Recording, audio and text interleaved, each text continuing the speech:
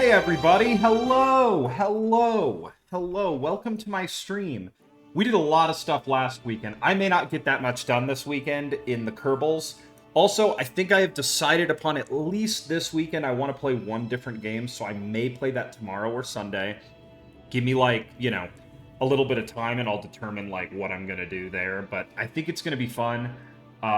It's probably gonna be Redout. I really have been kind of falling down that hole recently. And I'll probably only stream for like an hour and a half or 2 hours, and it'll mainly just be talking and hanging out with you guys. And you can watch me struggle to do ultra high speed, futuristic racing, which was a genre I used to be very into. Extreme G 1, 2, and 3 were games I loved. I really liked F-Zero X, which was the last F-Zero I played. I never owned a GameCube, so F-Zero GX was always a little bit beyond my ability to play. I've played it a little bit, but I'd love to play it more. Perhaps someday I could acquire a copy or emulate it somehow. What else? Yeah, so I think that's kind of channel update stuff. I've also been thinking about maybe doing some, if I can find the time and do some editing, I've been thinking about doing some, short-form video content over on the YouTube channel. But I really just kind of want to know what everybody would think of that. I've also I've come up with a reward if we make it to 50 followers. No pressure, everybody, though. You should never feel pressured to follow this channel. Just something fun to do. I will do a cooking stream. I'm a very mediocre cook, but I will do it. Give me... Sorry, sneezies today. So let's get into it, because it is cold in my apartment, and this PC is basically the only thing that's going to warm my apartment up right now.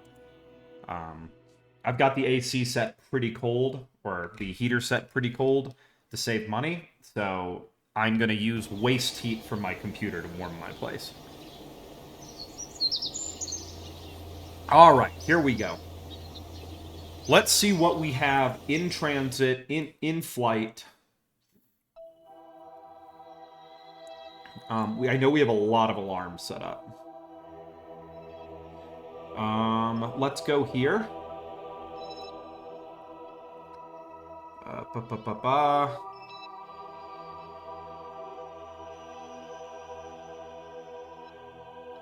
We should have everything basically set up on our alarm clock, so we should be okay. So first things first, let's go. Okay, what do we have? 59 days? 6 days. I mean, I think this is our guy here then. Let's double check where Kerbin is. Okay, there's Kerbin. We need to get a encounter out to Elu so that we can go save those Kerbals, but right now I feel like they're pretty much screwed, so we're gonna worry about that when the time comes. Where do I have my Elu manned mission? Let's fly that real quick. We have a maneuver in 6 days, but there is something I'd like to get done out here. So let's check in on these poor Kerbals. Within the lore of this world, I'm going to say that these Kerbals are... Part of their mission was they were going to do research out here. So let's go ahead and check this. Let's see if we can transmit our science. Transmit.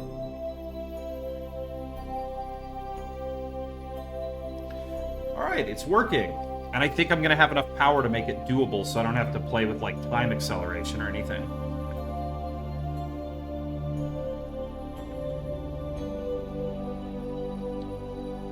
And you can see they are still in an incredibly low orbit around Elu, which was good for capture. And Homie's just down there kicking butt on all of his science.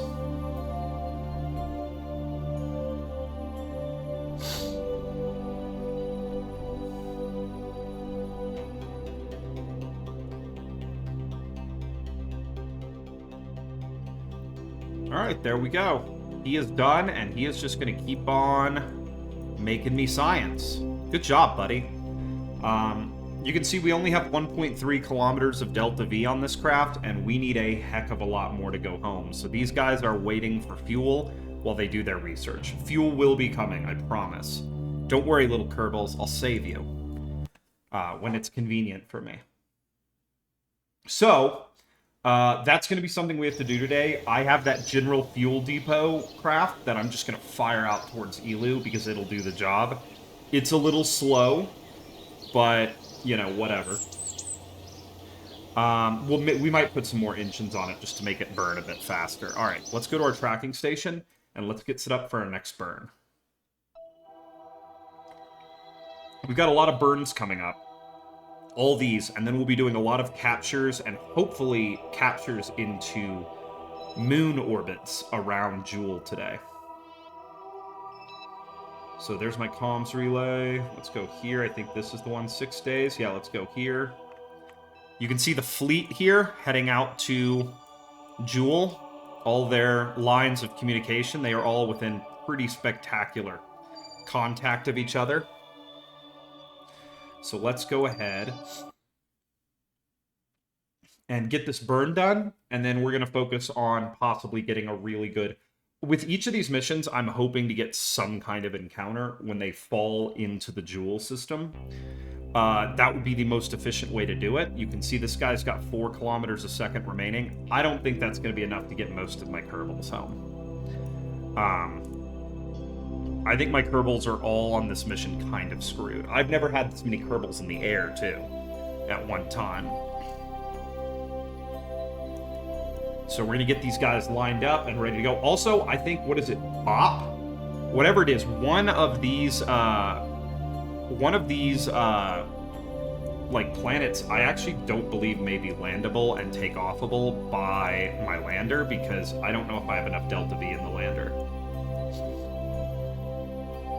I mean, it has Kerbin-like gravity, from what I've been told, but it has, like, no, atmosphere, so maybe, but I don't know. Alright, let's get it done. Let's go ahead and time accelerate to this maneuver.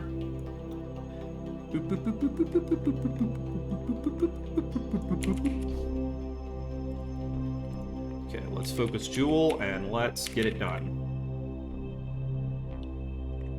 And thankfully the alarm is going to prevent us from overshooting, which I usually have a problem with. I'm not very good about that.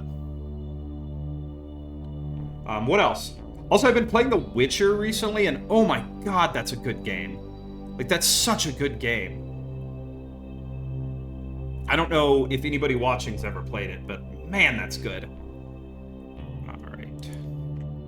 We're gonna get 2 minutes 15. We want to get about... Or no, that's 2 minutes 51, so we should hit right about now. Alright, here we go.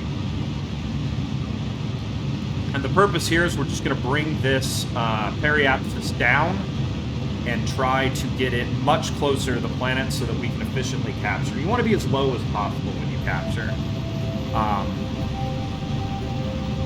I haven't checked out that much science news this week. You know, I like to talk a little bit while I'm playing Kerbal about rocketry in space. I know SpaceX, I think, did 2 launches this week of their Falcon 9. One of them was a satellite, and then the other one was like a non-SpaceX satellite, and another one was a bunch of Starlink satellites. Which, fun fact, a member of my family actually has a Starlink and has offered to loan it to me, so one of these days I might do a camping stream. I have a hybrid with an inverter in it, so as long as the Starlink doesn't pull more than, I think, 115 watts or something like that, I can literally stream while camping from my car. Which would be pretty cool.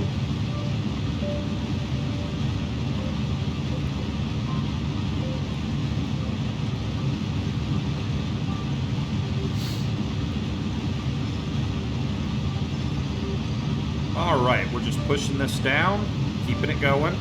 Not the most efficient. I should have done these burns at like the ascending or descending node on the way out.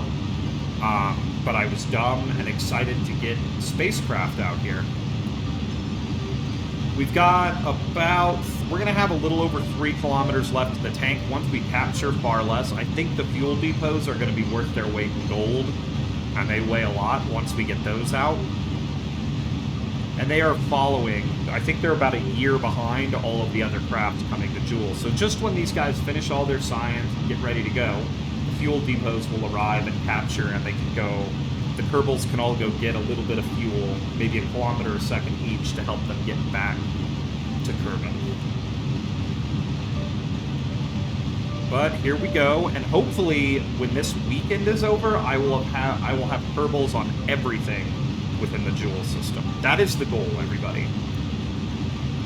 We want our Kerbals to go everywhere. Alright, we're going to bring this in here. Let's go ahead and power down our engines a bit so we can be a bit more granular about this burn. I have 8 nuclear engines on this craft, and if I actually were playing this like I normally do and not on stream, I would only have 4, and I would just let this burn take twice as long, but I don't want this to be boring, so... But we have a lot going on today. Big stuff is getting ready to happen. Alright, we're going to bring this down. And yeah, I think I'll probably call this set of streams done when I reach the point where I am... I have put a Kerbal on every surface possible to land on with a Kerbal. Okay, we're going to bring this down, bring it down. We want to get as low as possible and just skim the atmosphere. We're actually not going to aero brake because aero braking scares the poop, but we're going to get real low.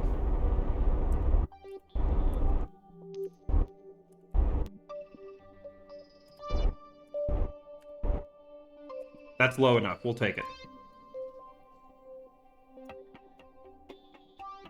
Jool's atmosphere is 200 kilometers, right? God, I hope it's not 250. Otherwise, I am mega screwed.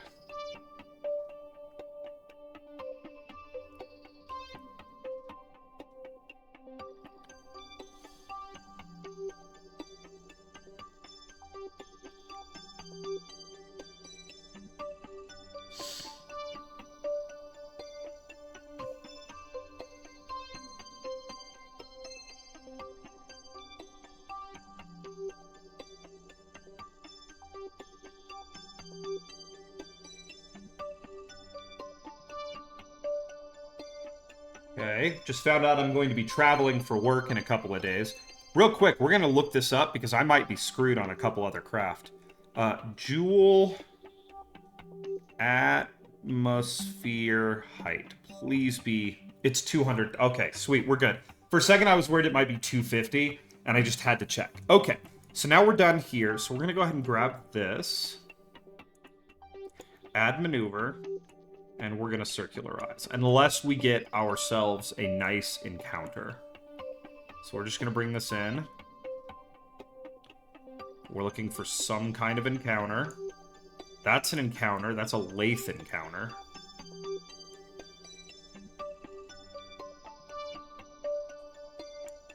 That actually might be kind of useful. If we can use Laythe for gravity assist. Let's go ahead and leave it there for now, and we'll change it if we need to, but... You know, that cuts down, that's 788 delta V, and that gravity assist, we could burn there and probably tighten up our orbit even more. So we'll do that. We'll call this done. So let's go ahead and align to that maneuver for this craft. And... let's call that... Let's make an alarm. Jool mission 2 capture burn. Okay, apply changes. There we go. One thing you got to be careful of the Jool system is if you're on the plane that a lot of these moons are on, you can very carefully, or you can very easily be kicked out of the system if you're not being careful and keeping an eye on things. I had a science satellite out here in one playthrough, and I actually fart with reverb. Hello, chat. Hey, what's up, Spud? I just saw you.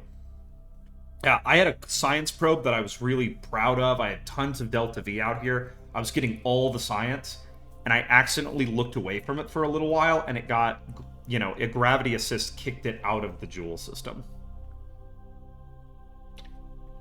It's definitely something you got to be careful of. But this right here will help us with our capture, because I'm going to do a burn. Actually, you know what? I don't like this. Hang on. I wonder, can we force even a better capture if we assist on the other side? We can. Let's see what we can do here.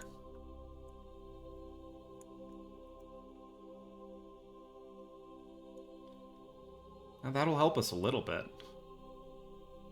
Heck of a lot more burn, though. You know what? I'm going to go back to the way it was. Because I think we might... It'll give us the opportunity to get a good look at a couple other, like, planets. And I want to be able to see what we can potentially find if we set a maneuver at that periapsis and start potentially burning around and seeing where we can go. Because none of these craft have their actual mission assigned yet. We're gonna see how the moons of Jool line up upon arrival and start kicking them out to different moons that will be their job to explore. But that's done. We have a maneuver set up in 328 days. So this craft is ready to go. See, there's Valentina and all our friends, and they're having a good time. Look how happy they are. All right. So let's leave this craft out there and go to our next one, because we have a burn in less than a day from another craft. Lots of bouncing back to the tracking station today, everybody, because we have all these burns. Anyway, Spud, how is your day? My day is going just peachy. I just found out I'm traveling this month, which, potentially means lots of money, and I like money. Because in my job, if you travel, they pay you extra, and this is huge, you get more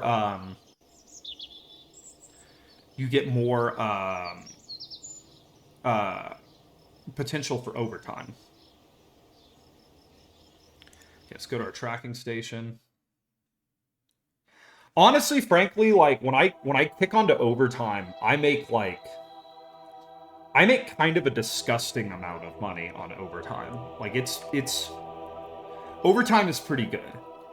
Normal money it's adequate. It pays the bills, but overtime is like, because I'm trying to save up for a laptop right now, so that I can stream when I travel on the road, and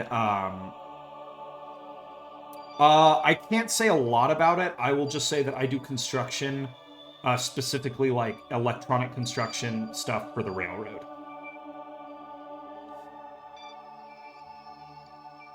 So, yeah. The company that I work for is very tight-lipped about stuff, but I can say that much. Yeah, and, there's been some damage to some stuff in a city near me, and our crew is gonna be tapped to go fix it, and it probably means we're gonna be working at night, which working at night makes mega money. You make mega money when you work at night.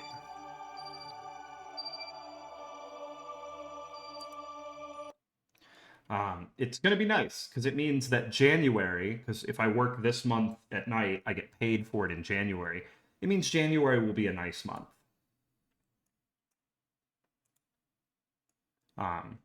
So yeah, that's always nice. And yeah, the goal is eventually I want to get a laptop so that I can take because if I get a laptop and an extra screen, I can essentially do everything you see right now. All this, boop, boop, boop, all the motion capture, all the cool stuff. I can do it all on the road from a hotel room and just stream like single player level games from through my cell phone.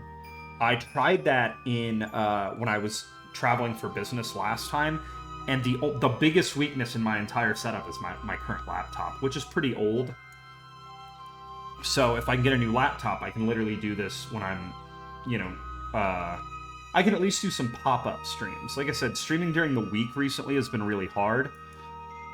But I want to be able to do some pop-up streams from time to time and play different sorts of games. Like, don't get me wrong, I love the Kerbals. What is Prilosec? That sounds really familiar.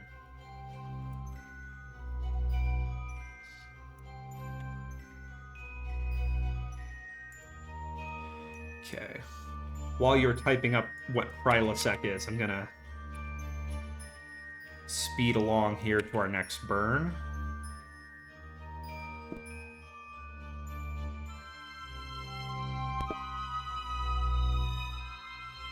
Oh, okay.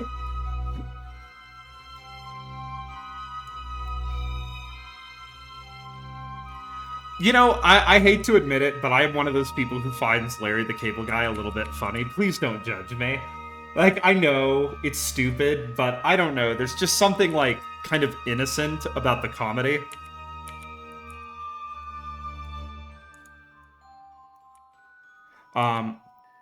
It's actually really interesting because when he first started doing that character at stand-up, the character was completely different, or at least very different. It was like he would play kind of this very nervous kind of country dude that's basically giving stand-up a try. So he wouldn't move around the stage at all. He would kind of stand in one place, all nervous looking, with his like cap covering part of his face, and he would just tell his jokes that way. Like, the character was very different when he started.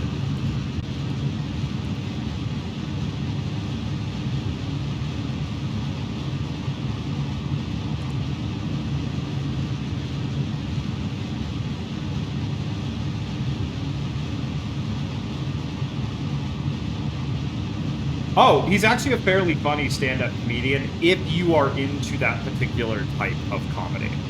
Like, it's not for everybody, but if you're, you know, if you're from that part of the United States, which I'm going to be honest, I grew up in, Larry the Cable Guy, all four of those guys, Ron White, the guy who does You Might Be a Redneck, Jeff Foxworthy, and the other guy, Bill Engvall, they're all pretty funny. Like, it's not smart humor, it's not highbrow, it's kind of just dumb, stupid humor.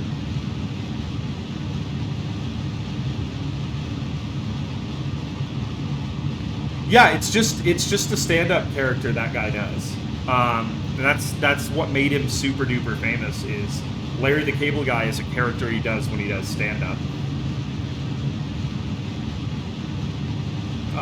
Yeah, if you look up some of the stand-up, it's pretty funny. I mean, like I said, it's not highbrow humor, but it'll make you laugh.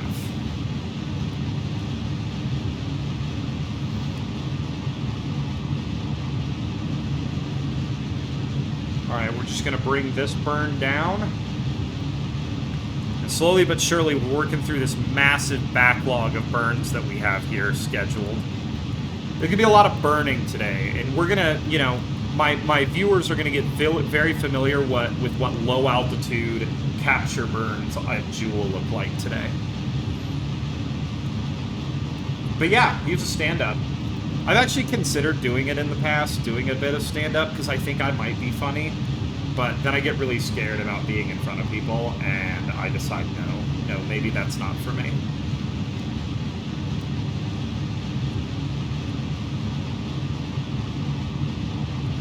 No, he is not. Now, I will say Mike Rowe on Dirty Jobs. I love Dirty Jobs. It's nice to know, because, like, I'll be honest, I'm not the biggest fan of my job sometimes. And it's nice to know that there are people out there who have jobs way worse than mine. Though most of them make way more money. Like, most of them make colossally more money than I do. But, you know, still. Would this capture us? It would not. That is unfortunate. I wonder if I burned out there, if I could tighten a capture up.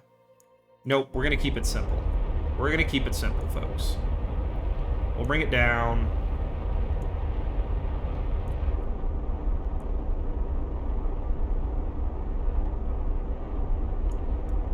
Because this will be simple and efficient. We are flying fuel up to these Kerbals. Underwater cable repairman. There have been so the dirty jobs that really get me if you watch that show, the ones that just like I can't take watching are the ones where they're in like small spaces. I am very claustrophobic. And there was this one episode they did where it was like this guy who does some sort of like bridge repair or something. And he was climbing through the inside of this bridge. And the space is like, he had to get like one, I'm doing it and my motion capture can't catch it, but he had to like push one shoulder through and then kind of shimmy and then push the other shoulder through. And like most of the time he's in that bridge by himself. And I am like, nope. I'm never doing that. There is no amount of money, you know? Like, those are the ones that get me the worst. Delta P, I have not. See, I'm not big on reaction content because I think people should go watch people's original content, but maybe someday I'll do an infomercial reaction stream. You know, like we can all just sit around and watch infomercials and laugh at them. My favorite part of like infomercials or like those late night commercials you see is when you see the ones where it's like, do you have trouble with blah blah blah, and they just show a person being as incompetent as humanly possible at everything and like just falling all over themselves. That's my favorite part.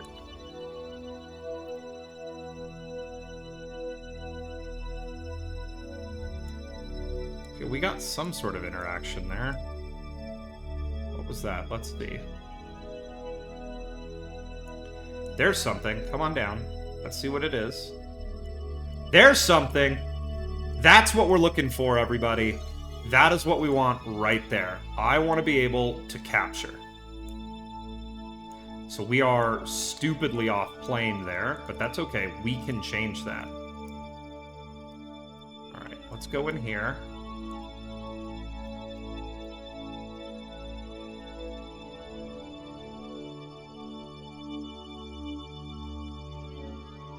Oh my god. Okay. Have you heard about... Okay, so you know those guys who go down and, like, weld on, like, oil rigs or underwater pipelines, and they basically live in, like, what is it, like a bathysphere?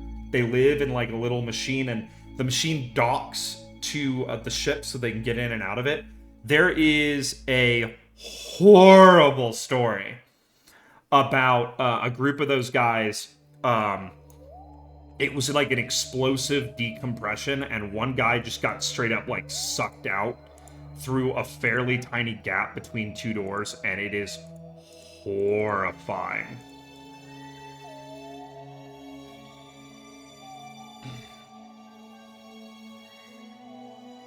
Alright, we got ourselves our interaction. We'll tighten this up and change it as soon when we're ready to get here, because I cannot adjust this burn small enough increment to like really affect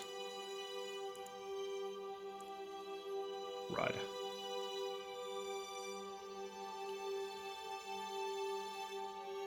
Yeah, so what we're gonna do is we'll target Tylo for this mission. We're gonna rename this mission Tylo.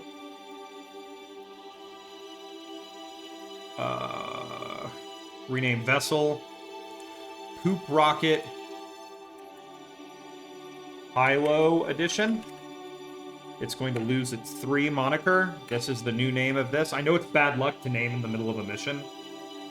Yeah, you've heard that one. It is horrifying. Like, because, like, the way they talk about it, one guy, when the thing happened, he got sucked into a hole, like, the size...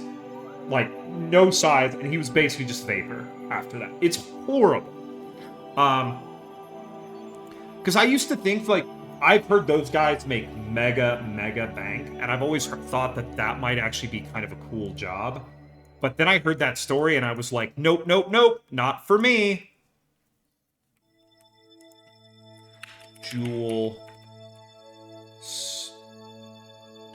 Capture and Tylo in trans Tylo injection. Okay, we're gonna apply changes. Boom. All right, we got another burn out of the way, folks.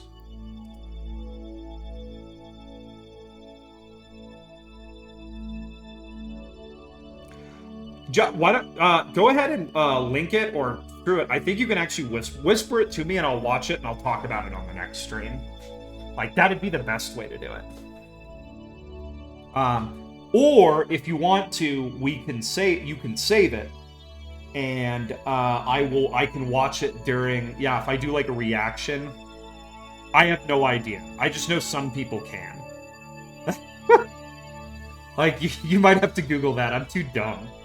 But my other idea is, or you can save it, and we could do an entire, like, reaction stream eventually, where I just react to, like, workplace videos and infomercials. It's up to you. Because I'm thinking of, I'm trying to, okay, sweet. I will check that out off stream. Because if I watch it on stream, you're going to hear it come over my audio. Boop, boop, boop, boop. Okay, there we go. All right, so this is good to go. But I do think, yeah, maybe something that could be fun for everybody would be like to do a reaction stream of workplace safety videos, or yeah, infomercials. I think that'd be super fun. Like I said, I'm thinking of different streaming ideas because of the fact I have to travel for work sometimes, and my current laptop cannot really handle streaming a game like Kerbal, or even like BattleBit. If you go watch my BattleBits streams where I'm like traveling, they are rough. And it's just, yeah, my little PC can't handle doing all of this at once. All right, let's go down here, maneuver 51. Okay, I think it's going to be you. Or my next one.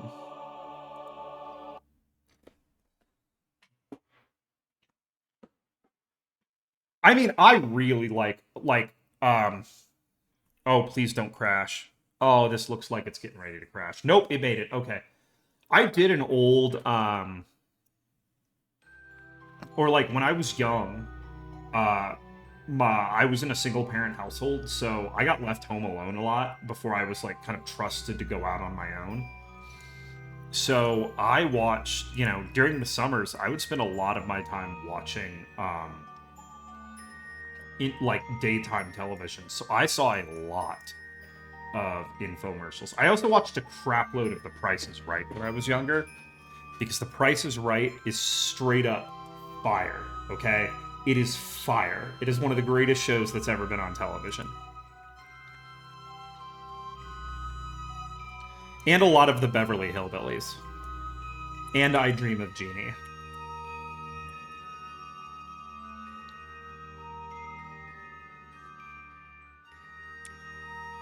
Yeah, that's okay. I really liked Mythbusters too. You are probably younger than me. But I really liked Mythbusters. Mythbusters is so much fun. It's one of those things, like, it's just fun to kind of see, yeah,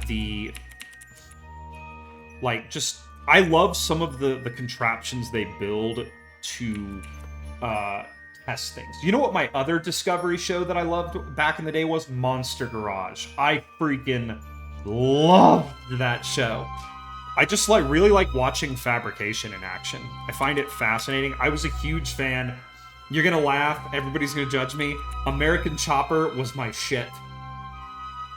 I loved American Chopper. I've seen every season, every episode. I watched that family implode. Like, it seems so mean, but man, did they tear themselves apart. Though I think the show had a fairly happy ending. Like, there was a reconciliation at the end of the show.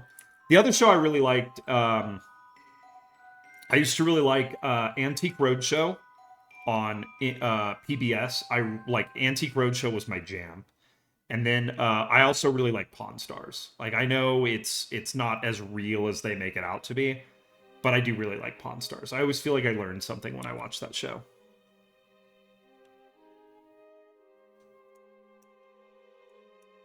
Antique Roadshow was a jam. Like, that show was so good. Okay, we're gonna do a quick 1 minute, like, or no, like 38 second burn here. Or not 38 second, 1 minute 17. I'm gonna start at 38 seconds. So we're gonna come down here. Yeah, Antiques Roadshow. Do they still show Antiques Roadshow?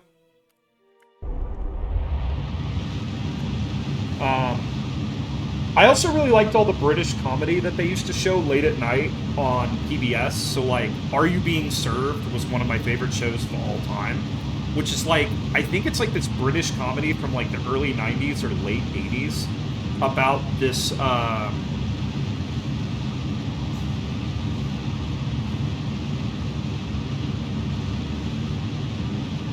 Shit, I did not find that out. Holy crap.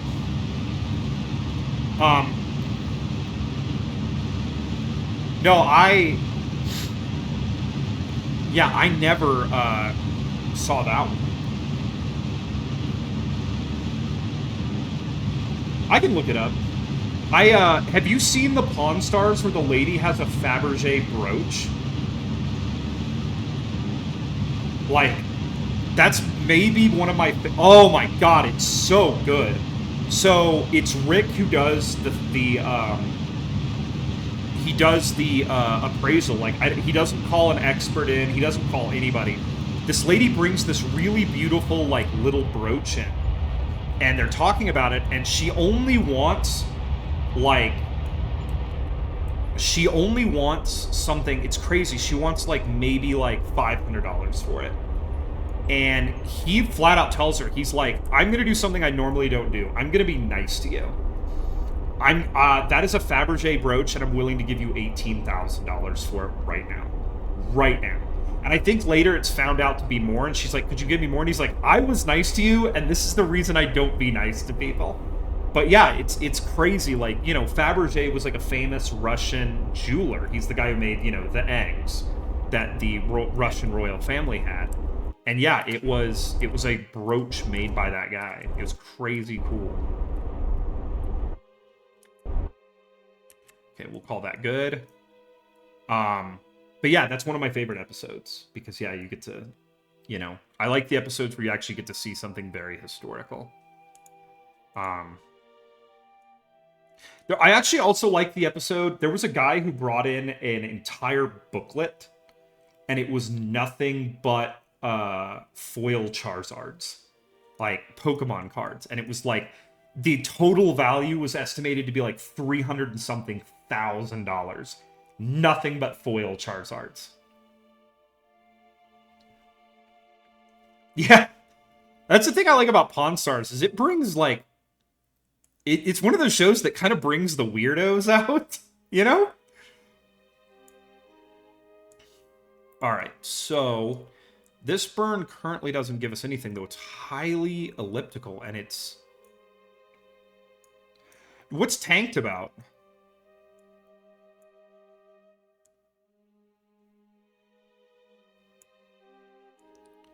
There's another Tylo encounter, but I don't want another Tylo encounter. I would prefer an encounter with this thing, Pole. What we're going to do, let's go ahead and bring this down, and let's see, we'll just leave this here because we're slightly off plane, so I don't think we'll encounter much for a second. And we might raise this plane up and go get Pole with this mission. We'll see what we can do. Oh, okay. I have seen that show. I've never really watched it that much. Actually, you know what we're doing? We're going to do a full capture here. I'm going to leave this one in a parking orbit, and then we'll try to go get Pole here in a second.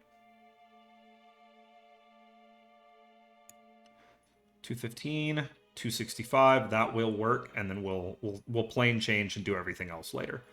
So let's go ahead and set this up for our burn. Let's go ahead and lock this in. I don't even know what ship this is anymore. I don't even know what ships these are. Rename vessel. Poop Rocket Jool Edition 1. So Poop Rocket 1 capture. Okay, apply changes.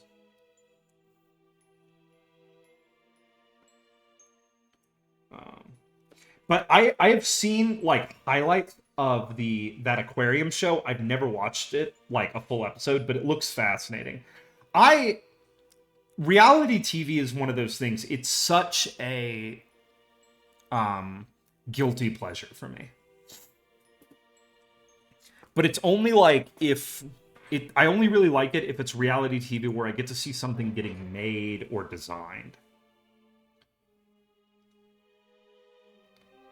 Okay, are you kidding me? Spudnutimus, the freaking automod picked up. That's hilarious.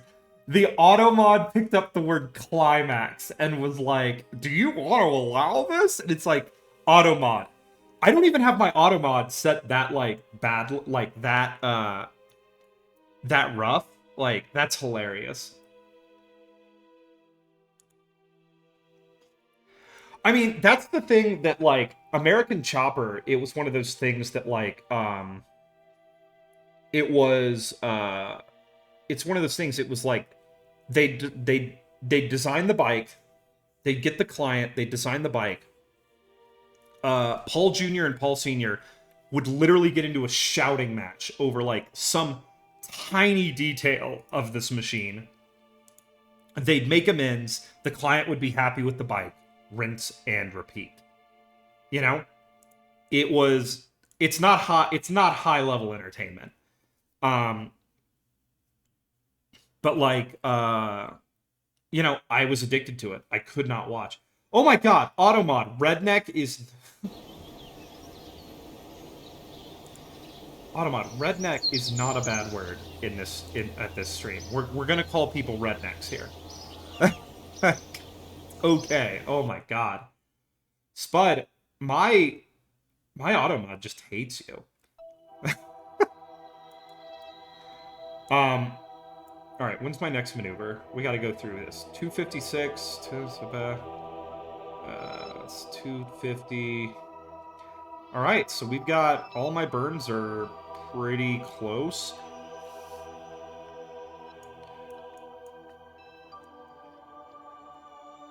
Well, let me tell you a little something about Automod too, or about search terms and shit. I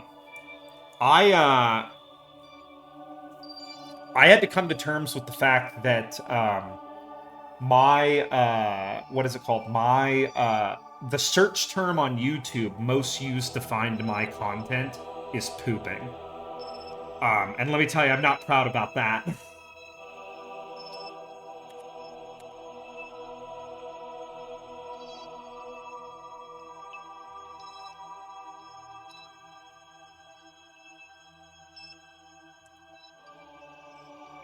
Okay.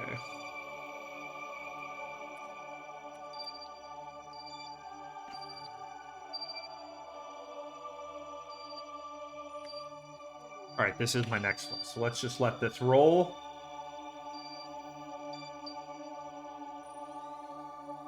When I came up with Poopy Boop, I thought Poopy Boop was literally the funniest thing I had ever created. Like, I saw myself as being a genius. Oh, like a genius of the highest caliber. You know, I was like, I am funny. Behold funny. I am funniest person. I couldn't have possibly, you know, known that my stupidity truly was. Okay, wait a second. We're supposed to come in here. Why is our periapsis showing this? Okay. All right, here we go. Oh, that's like a periapsis in 28 years. Okay. That's to show us what happens if we don't make this burn. Of course, it's nice to know that if we didn't make this burn and missed it, my Kerbals would eventually come back here.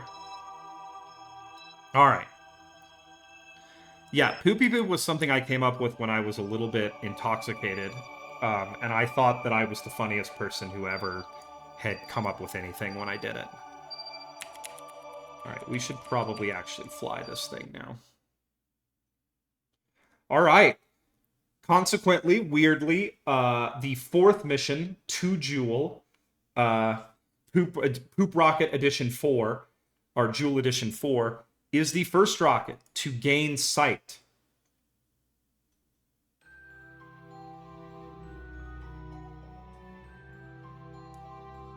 I mean, yeah, it's you know, it's one of those things you kind of should have expected.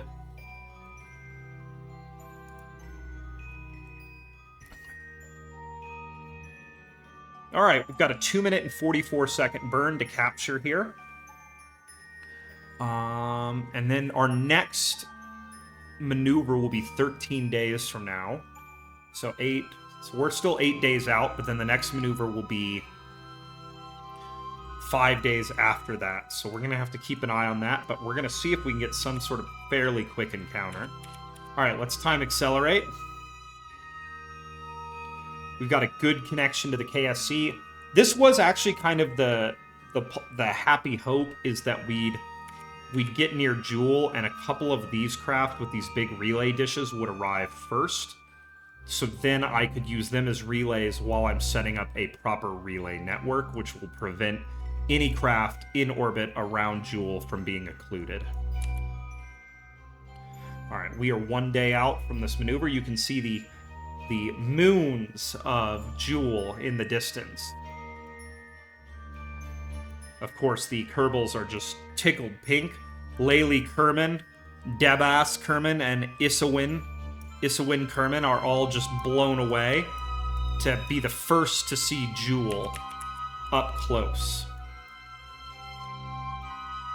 Let's check our periapsis. Maneuver.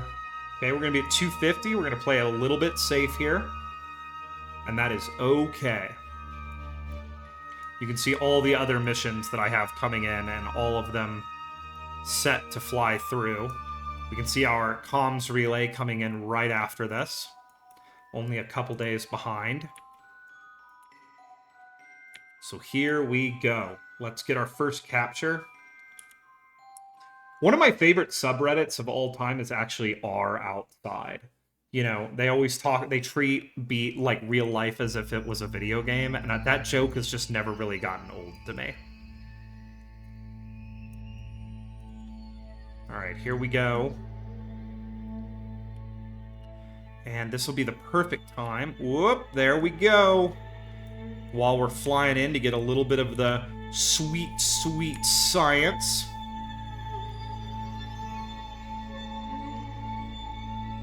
Okay, 2 minutes, 44 seconds, so 1 minute and 22 seconds we'll hit this burn. Jool is always, like, it's so giant, it's always so intimidating to come in real close to it. And I know Jool's, like, real life, it is about the size of the actual Earth, but still, it's intimidating to come in this close when you're used to small bodies. And you know that, of course, if you mess this up, what awaits your poor Kerbals is a fiery death. And if they somehow manage to survive re-entry, then they'll just get crushed.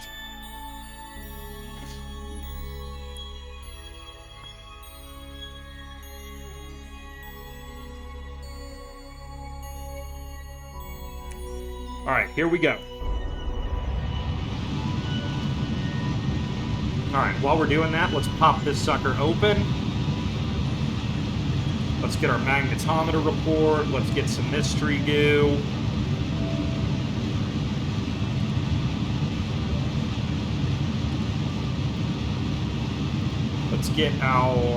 Let's get some temperature. Log pressure data. Let's get our negative gravioli detector.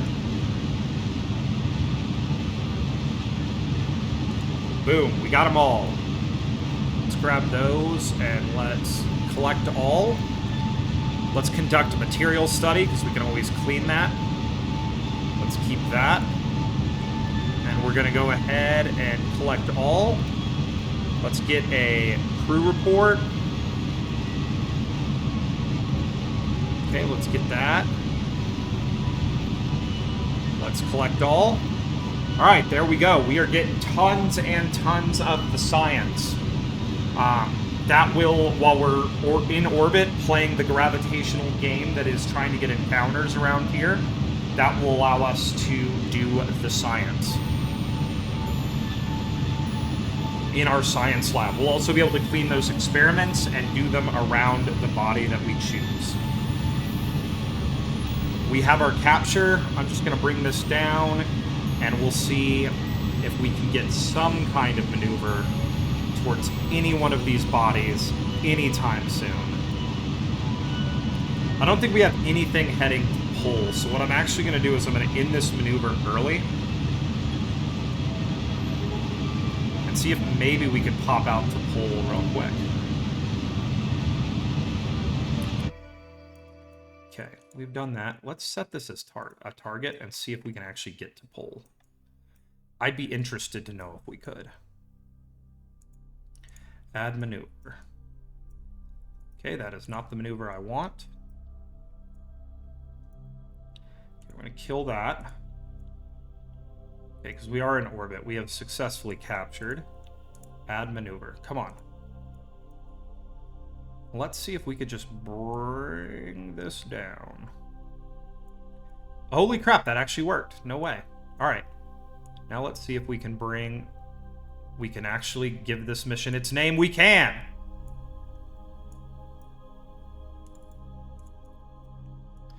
All right, we're going to... Well, the second of 2 missions now has its name, folks. We're going to Pole.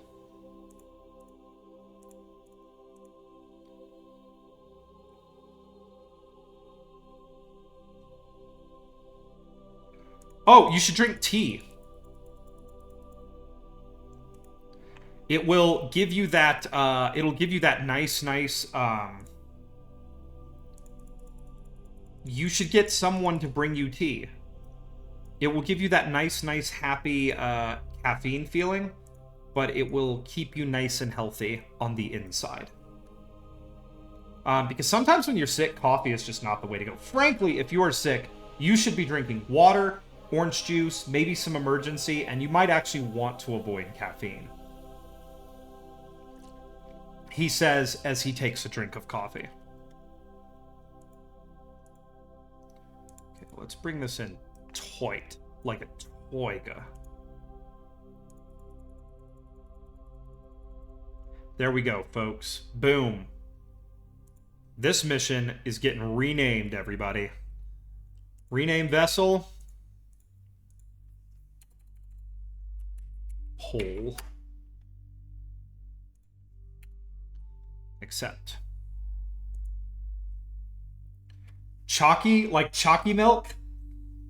Chalky milk would also be good. You just want to, you want tons of fluids and you want tons of, yeah, you want tons of fluids and tons of, just stuff to keep your, yeah, your fluids up, and if whatever way you can get nutrients that doesn't upset your stomach.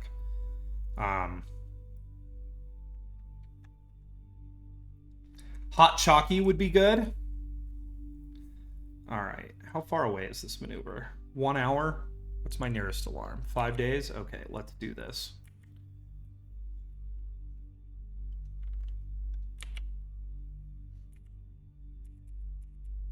Go ahead real quick and F5 for safety.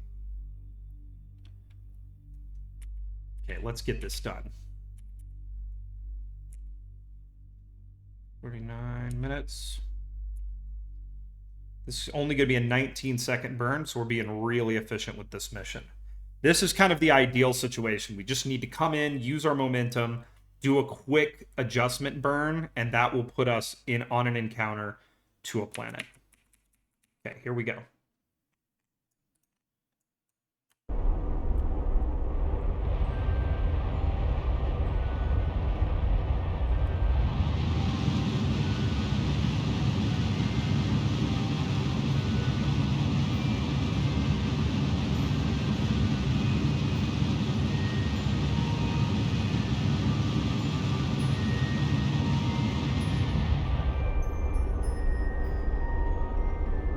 Give me 1 second and I will give you the full list because I have it memorized.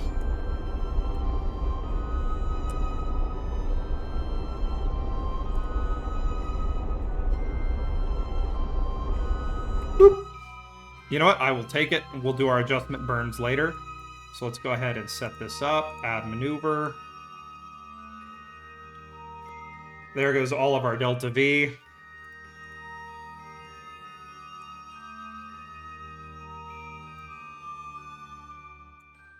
No, come on. I don't want to add a maneuver. I want to change this one I've already made, game. Okay.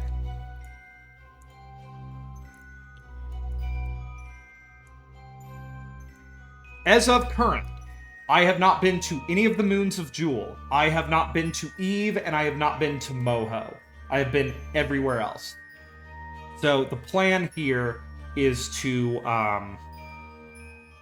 go ahead and get all of the moons of Jool in the next couple of what is it, days.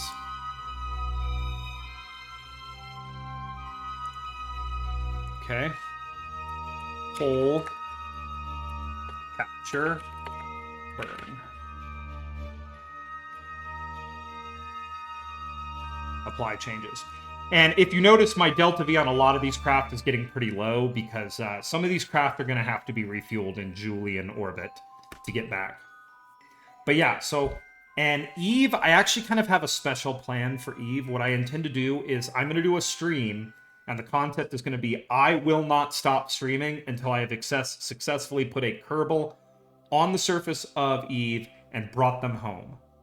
So if it takes 3 hours, the stream will be that long. If it takes 20, I'm going. I'm not going to stop.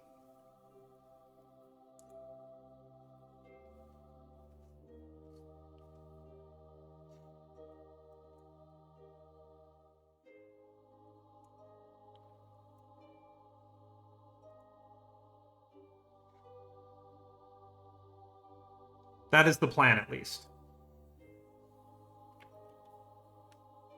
All right, so we're going to get this sucker lined up, and in 13 days, we've got ourselves a maneuver to get her captured. But now these Kerbals will sit and wait. I'll tell you what I'm actually going to do while we're doing this. We're going to go ahead and transfer crew. Oh, actually, before we do that, EVA.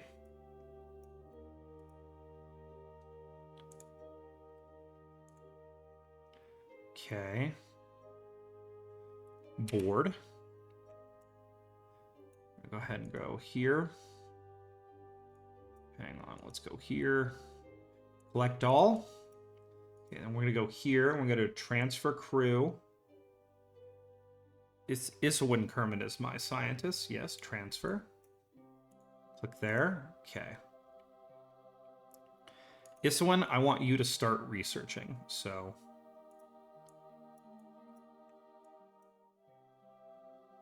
yeah, that's what I've heard is mountains are the way. All right, let's clean some experiments. I'm going to have Isowin clean up all of these experiments and prep our science bay, and she is going to begin doing research. Because one thing about these ships having to wait for refueling is they're all going to do research. My goal is to try now, while I'm landing on all the different planets, I want to get as much science as I possibly can, even though it's pointless. I want to be able to say, I have all the science, look at how cool I am.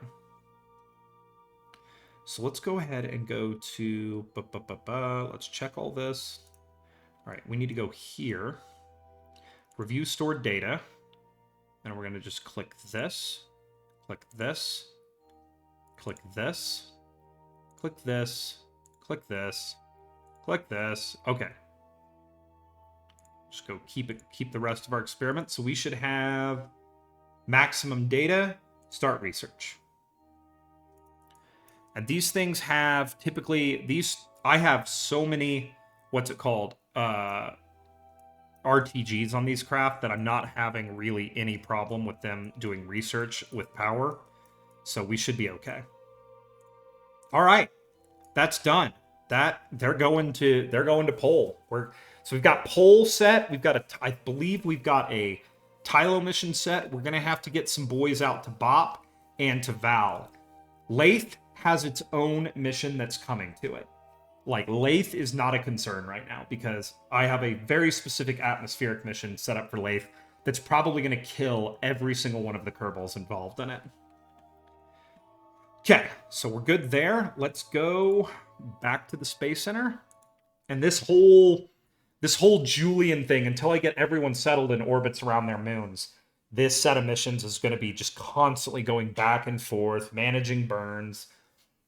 Because, yeah, we want to be able to go just maximum super duper killer speed all the way through this and get all of them settled into orbits quickly so then we can begin doing our landings. That's the plan, at least. So far, there has not been any major disasters, but I know one is coming, because why wouldn't it happen? Okay, our next burn is in 4 days, so we need to find the ones that's 4 days away. So we'll select that. Let's go ahead and go fly this mission. This is our, I believe our comms array is on its way into the Julian system, and we're going to set this up in an orbit and kind of leave it there, and once I've got all of my other Kerbals set up, I will start popping satellites off of this and setting up the comms array. This has a colossal amount of Delta V in it, and if you'll notice, there is a docking ring right there. So the plan is that this mothership, once it's ejected all of its satellites and set them up, will circularize in an orbit around Jool. I'll take the time to do a big burn to get my inclination correct, and I will leave this in orbit around Jool to be a fuel depot if we need one. I mean, I don't know. This is going to be a colossal burn to slow down here. Let's go ahead and take a look at this real quick, because I'm a little concerned, actually, at... Let me zoom out on this.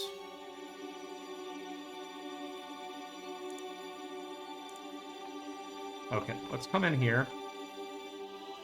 Yeah, this is going to be a heck of a burn to get slowed down and stopped. And I wish I could use a gravity assist, but I'm coming in so off-plane it doesn't look like I can. There's no real way I can fix that at this point, so we're just going to have to live with it. So this is going to be a long burn, everybody. This craft only has 4 engines rather than my manned craft's 8 engines. So 9-minute burn, everybody. Sorry about that. But once we're set up, we can just leave this thing here and let it do its thing, and we'll worry about it at a later date. Every single one of my craft that I sent out here, too, has a set of relay antennas, the concept being that they can all act as relays for each other. So there should always be a craft that another craft can see and relay to. All right, here we go, folks.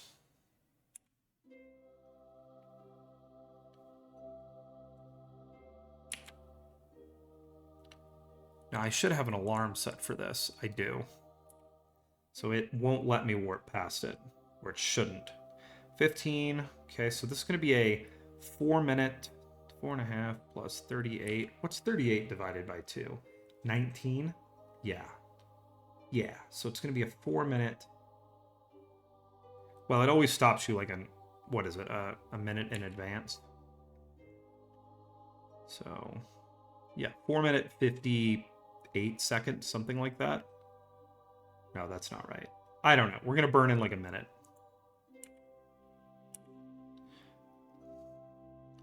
We'll call it 4 minutes and 45 seconds and just be done with it. There we go. All right, here we go. We're in for the long haul this time, folks. It's a heck of a view, though, to watch us bring this down. Yeah, once we're in orbit, each one of these satellites is set up, of course, with its own RTG and a small engine. They each have about 1,627 meters of Delta V, which I think should be just enough to let them circularize. I'm going to put them at a cant, this, like, basically a highly inclined orbit rather than being fully polar. And once I get them set up and ready, then I'll have a comms network around Jool. I don't know when I'm going to do that. I might have some time, like, between all my maneuvers. I might have some time coming up, because you can see it goes you know, we have maneuvers here pretty much for the next, like, half a year, only a few days apart, but after that, I'll probably spend the time to set it up. Once I have all the Kerbals comfortably in their orbits around the moons of Jool, then we'll set up our comms network so that they can all transmit science easily. This is one of the most wibbly-wobbly rockets I have ever flown in this game. You can see I've strutted it to hell to try to get, to keep it from doing it, but it did do it. And yeah, once all 3 of the satellites have broken away, this will become whatever remains in this will be used for refueling of the manned Kerbal vessels. Hopefully. I'm a little concerned about the ability of my manned vessels to dock with these 2 relay antennas, but we'll see. The decision to put them up there, too, was to try to keep this rocket as narrow as possible. Caliban's War. Oh, the second Expanse book? Is it better than the Season 2 of the show? Because Season 2 of the show is quite the jam. Also, give me 1 second. While I'm doing this burn, I'm going to go get a poncho and put it on because it's so cold in my apartment right now.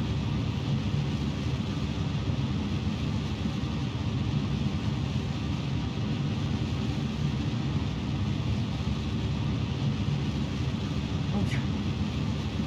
Poncho on. I didn't even mute or anything because it was right behind me. But that's what everybody says. I really want to read all of them. I might buy them, since I'm traveling in like a week or 2, I might buy all of them and put them on my Kindle account and start reading through them. In fact, I need to figure out when I'm splitting my time here, everybody.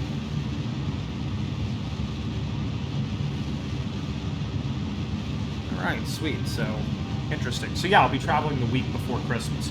Hopefully it will only be for 4 or 5 days. That's the hope. And I'll be able to, get back here and stream some more over Christmas, because I don't have any plans for Christmas. I'm stuck in Colorado away from family this year, so I'm probably going to cook up a nice steak. And I might do that fondant potato recipe again, because that was so good.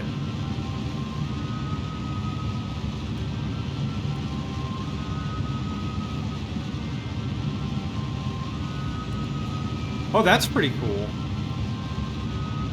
So they're already basically done with the main book series. Like, they have finished it. Like, there's a complete story there. It's not going to be like a Song of Ice and Fire where you get really into it and then you realize it never ends and you've wasted your time.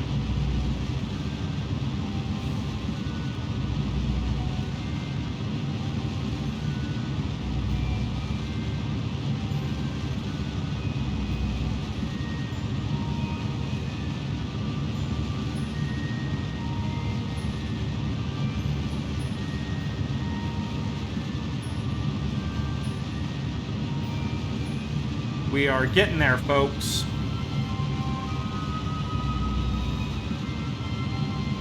I hope genuinely that there's going to be at least a kilometer a second, maybe more, left in this little guy, so he can actually help refuel. But we're gonna have to do one after we launch our satellites. We're gonna have to do one heck of a plane change and circularization to get set up in an equatorial orbit around Jool so that Kerbals can come in and refuel. And this will be the first of what will be 3 fuel depots that I'm putting in orbit around Jool, because we're going to need a lot of fuel up here.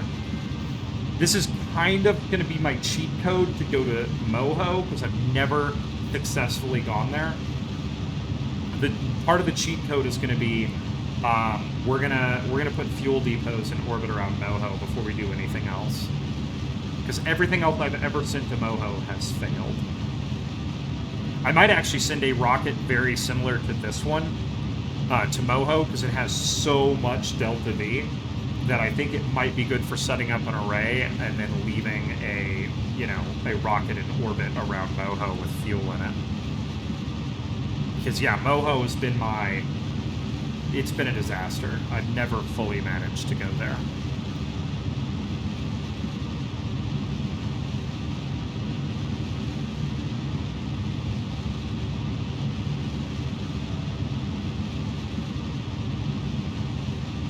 Almost there. Only 3 minutes to go, everybody. Let's check these radiators out. Yeah, they are doing just fine. We're nice and far away from Kerbal, and yeah, while this is a long burn, we'll probably start seeing the heat in these things rise. We are good for now. It's cold out here, folks.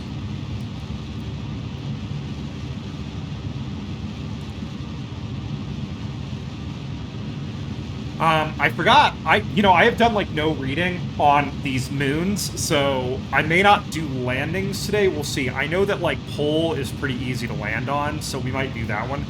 But I think it's Tylo that has super duper high gravity, and I am actually very concerned about getting Kerbals off of Tylo. I know Val's fine. I've landed there in the past.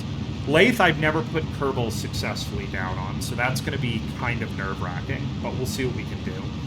The Laythe mission is still coming. It's a year behind the others. You can see the other 2 missions on their way in.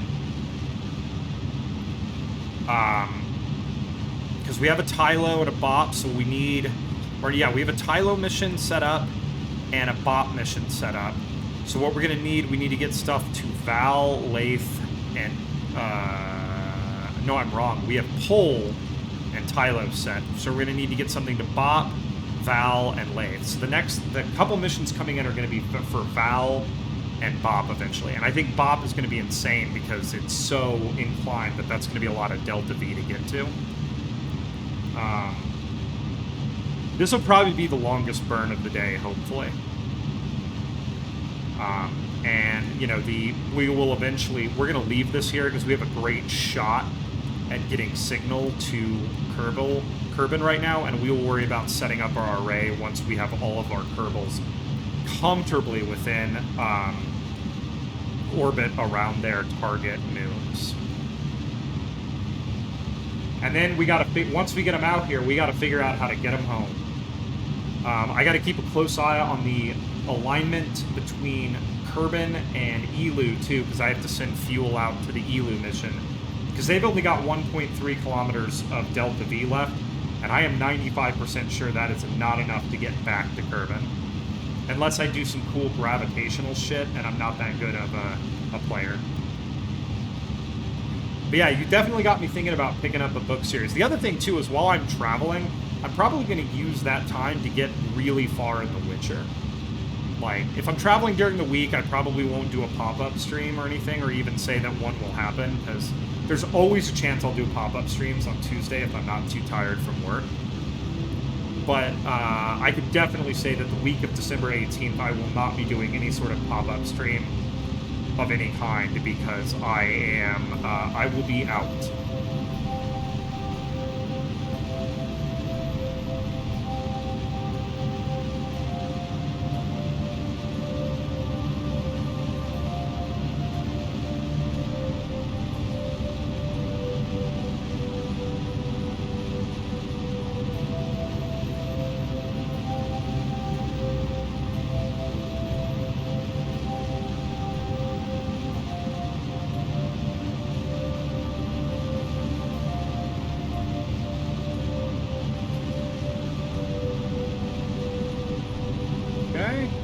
Here,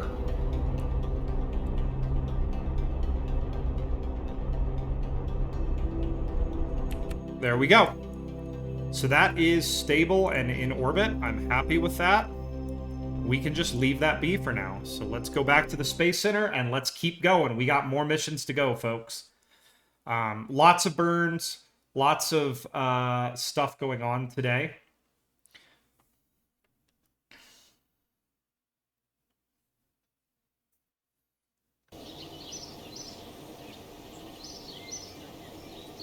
Boop, doop, boop, boop, ba, da, da, da, da, da. Yeah, if I can get everybody in orbit around their respective targets today, I will be happy with this stream. Like, this will be a good, happy, fun stream if I can get that done. If I don't throw any of my Kerbals accidentally into the ether, I will be pretty excited. All right. Our next burn is in 8 days. This one. So let's go. Let's get it set up. We're gonna capture and do a nice circularization all at once.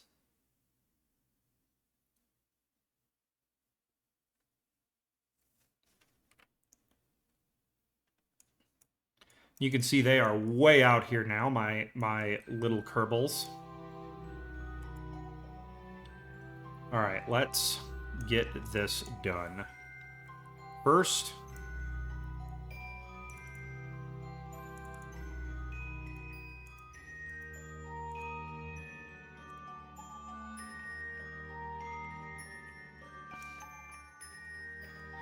all right, let's come around and get it done.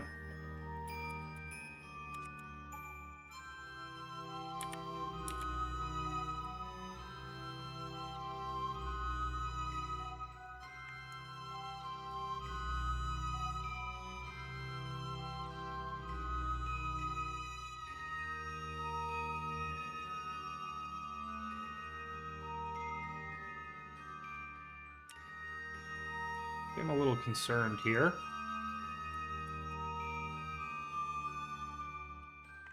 Okay, there we go.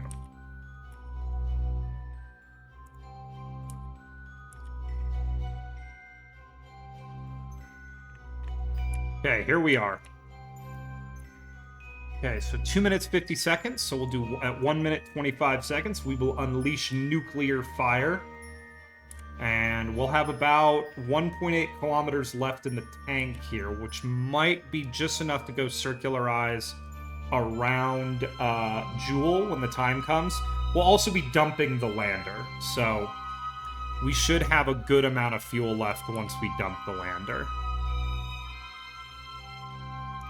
So we're just going to bring it in.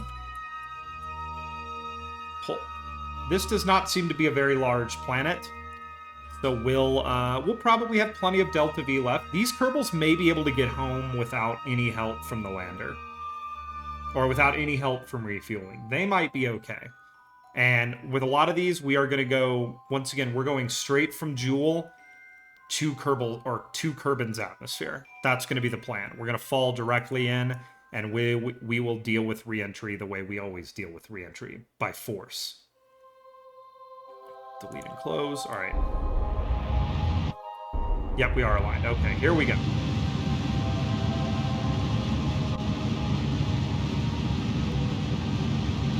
Looking out the window, my Kerbals realize just how tiny this planet is.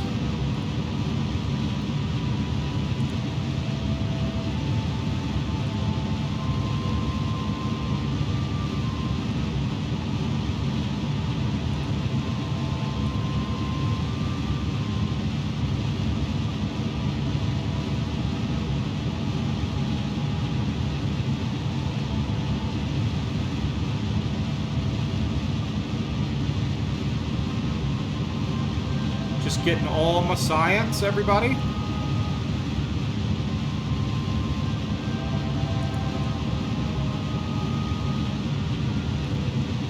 Alright, there we go. I got all the science.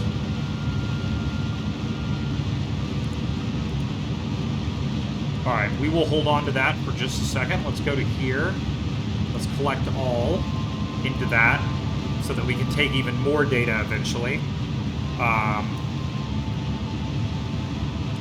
Clean our experiments real quick while we're coming in.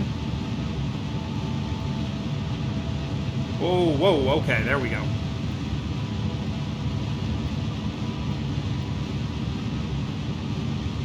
Here we go, folks. This is the first of our missions to capture. Very pleased right now. We can see we're going to have to do some planes change shenanigans to get lined up for a landing, but I think we're going to have plenty of fuel in the tank on this one. And we may end up flying these tanks back up into orbit and using everything we have to refuel this craft. We might just be able to make it back to Kerbin on what we got here. I'll have to consult my Delta V map. But yeah, here we go. We got one in orbit. I definitely also maybe, because everybody's been so patient with this insane idea of mine, might try to get a landing today, but we will see.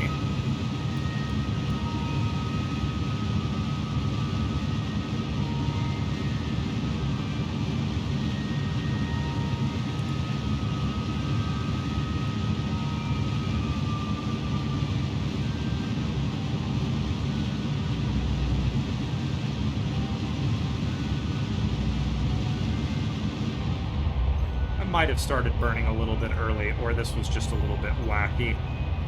But that's okay. Dropping my periopsis lower is not a bad thing right now, folks.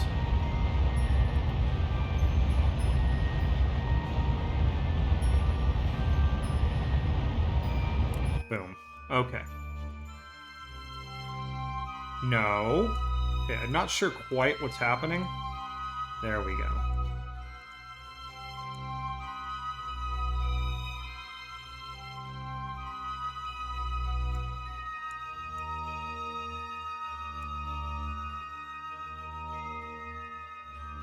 Okay, let's do that, and then we'll work out our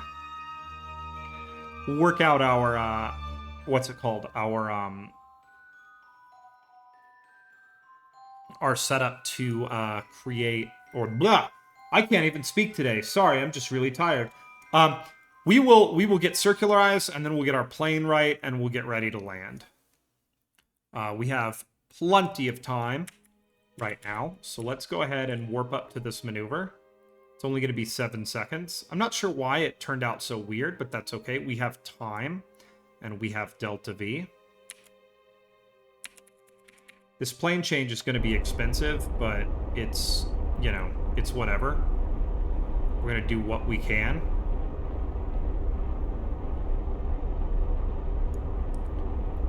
First, let's get nice and tight, and then we can probably plane change right about there to get roughly flat. I don't really know which or how this planet rotates, but we'll get roughly flat, and we'll worry about it then. Relay satellite doing a great job making sure my Kerbals have perfect connection to the KSC. And we're just bringing this down slowly and precisely.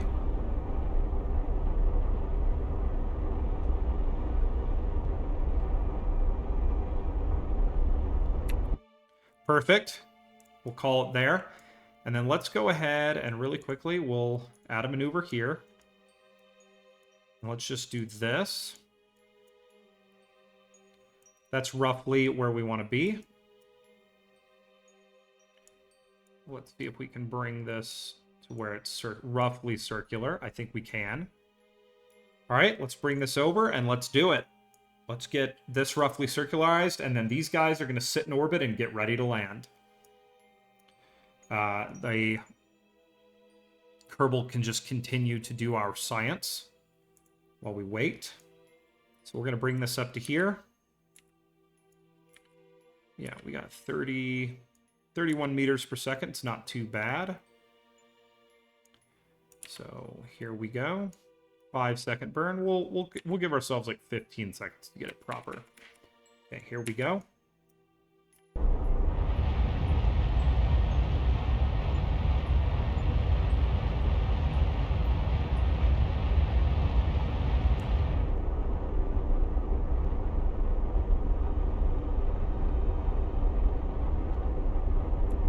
Perfect. There we are. These guys are in orbit. Ladies and gentlemen, we did it.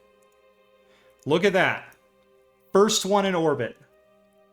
Out in the dark. Way out in the dark. But they are now in a comfortable orbit around whatever planet this is. Bop.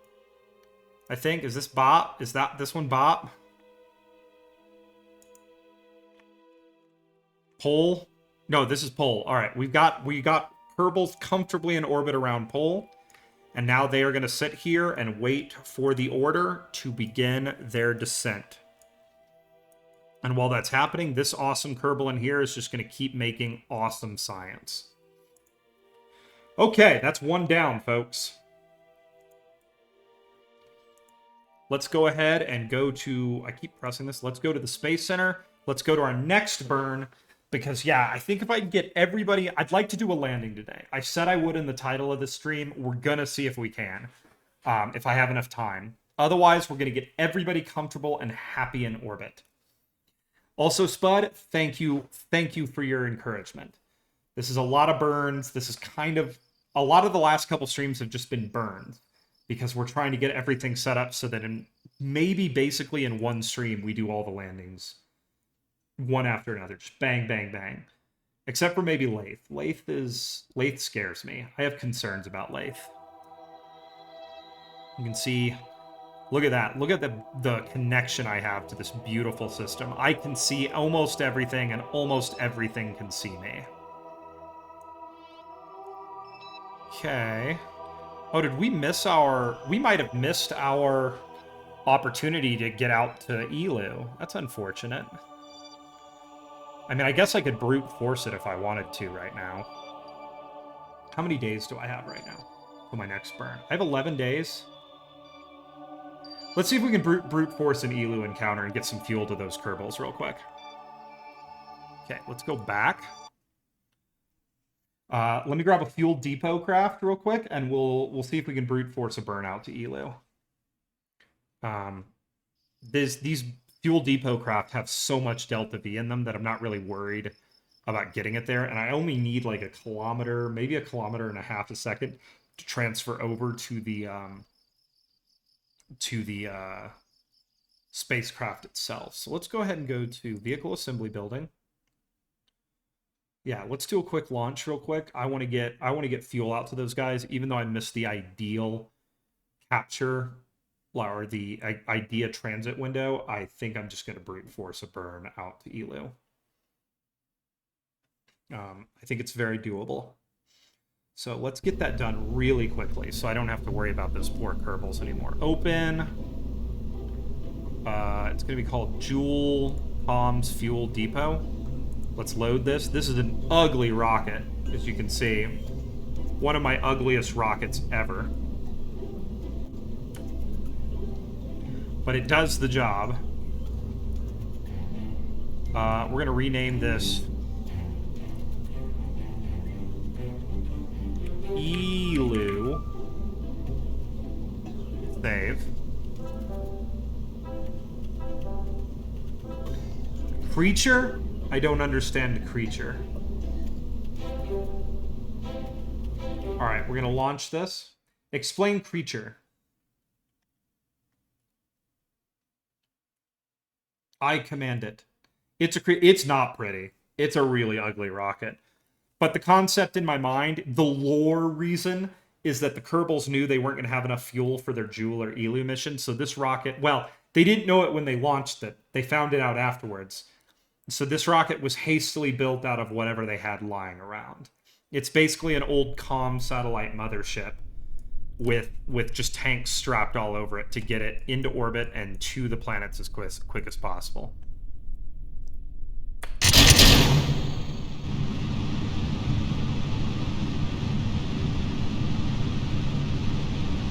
It doesn't fly nearly as bad as it looks.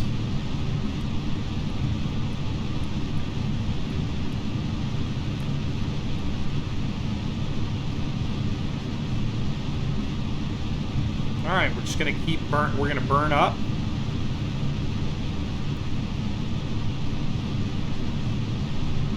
And it will start very quickly getting pretty high up.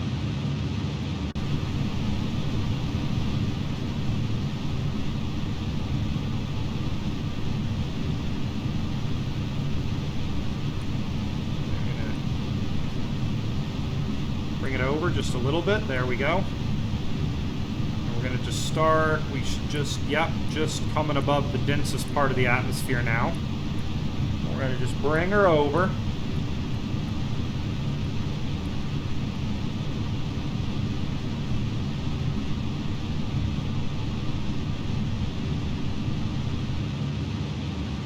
You can see very quickly she starts building orbital velocity. Bring this over. I'm slowly getting better at these launches.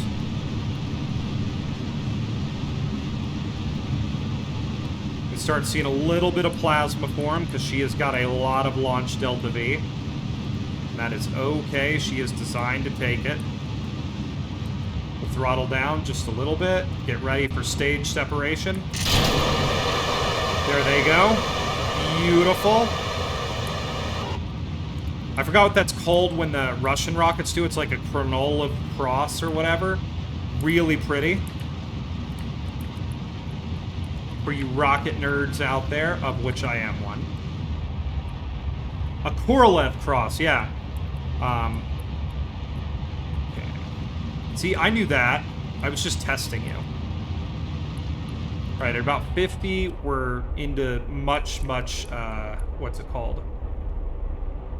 Much rarefied atmosphere, so we'll just line it up, and we're going to lower our throttle way down. We want to keep getting velocity, and just pushing that apoapsis out away from us until we get to space.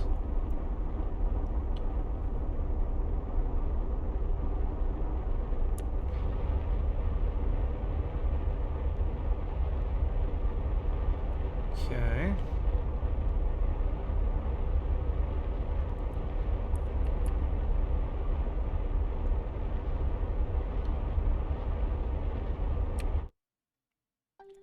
Okay, that's space. Let's circularize.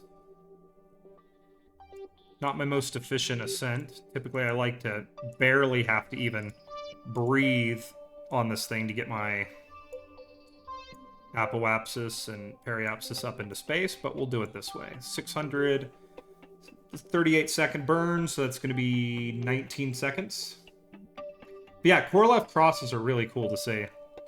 It is interesting how much the Russians have been just like, no, we have a good rocket design, we're not going to change it.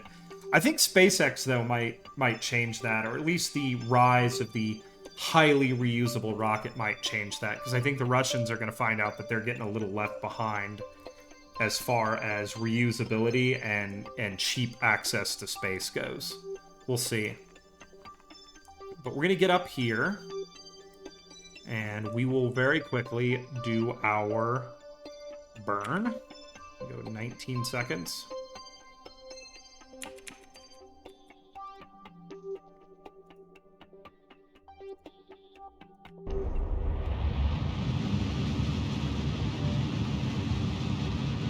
I mean, honestly, they really don't have a lot of money anymore.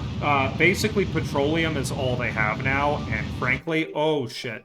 Okay, we're having major issues. Major control issues, folks. Something just happened. I don't know what just happened, but we just lost all control of this rocket. So we are definitely not going to get into orbit now.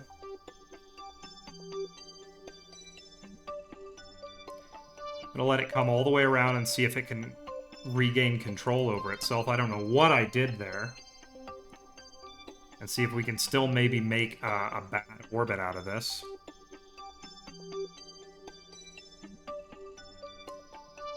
Yeah, we got severely wobbly there. Come on.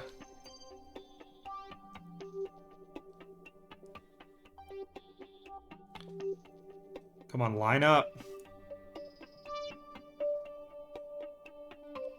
Yeah, I don't know what that was. Alright, here we go. We're gonna let it come back into line. We're wobbly, okay. Alright, let's just keep this burn going. We got plenty of altitude, even though we're falling.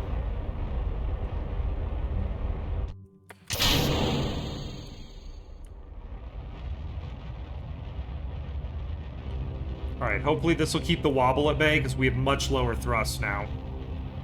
That was horrible. And we'll just finish our burn, and all we want is our periapsis to be above. We can circularize later.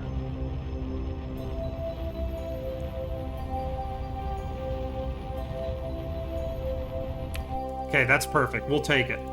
It's not an ideal orbit, but we can adjust it now. So we'll bring this down just a little bit.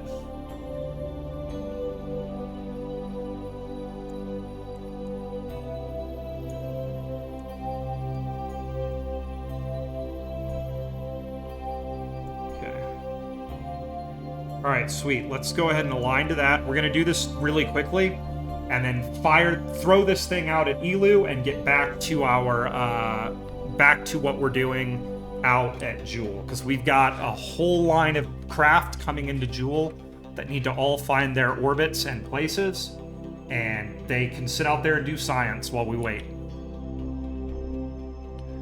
So let's get up to this. I'm gonna let this rocket align really quickly. I might not have packed the correct amount of reaction wheels if I packed any on this thing, so we might be without good reaction wheels here. No, I did not mean to extend radiator. I clicked the wrong thing. I hope that doesn't hurt me later. Okay. There we go. Okay, this is gonna be a 6-second burn, so not that long. We'll get set up, and then we're going to Elu.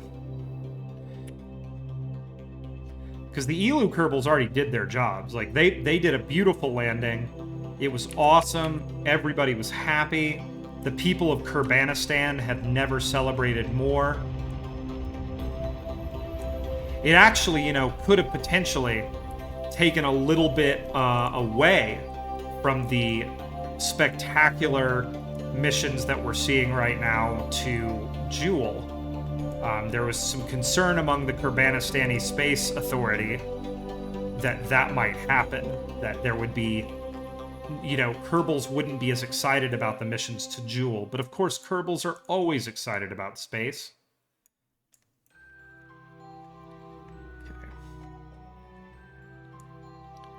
This is going to be a long burn, everybody. I mean, we've got almost 10 kilometers a second in this thing, but we are going to be burning for a while to get out there. Okay. We'll call that good for now. We're not going to get an encounter because we're so far off plane, but that is okay. We're just getting the burn set up. So it's going to be a 10-minute burn, so we're going to have plenty of time to hang out and talk to each other. But then we'll get back to the shorter burns. I just got to get this fuel out to my Kerbals around Elu.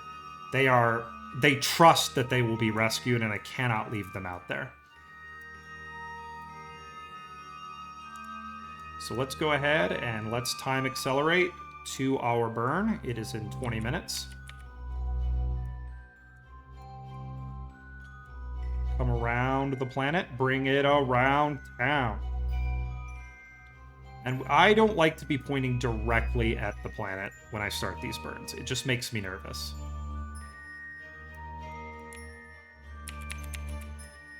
Let's get lined up. So this is where we would normally fire our burn, but we would be pointed directly down, which I think would be a bad thing. So we'll keep coming around until we are just lined up. So we're basically not pointing directly down.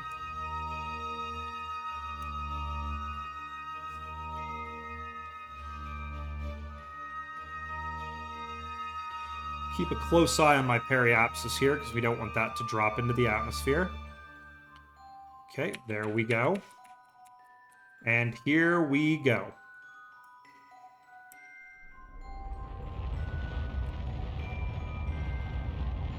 You can see my periapsis is dropping, which is of concern.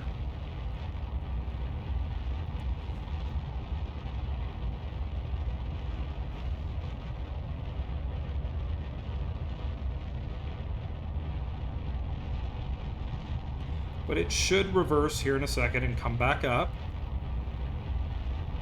We should see that eventually. I'm beginning to become very concerned. If it gets low, we'll stop it at like 70.1. And we'll just wait for a second and then finish the burn on the other side as we're climbing. But I think we'll be okay. But I could be wrong. Okay, we got to get ready to stage here.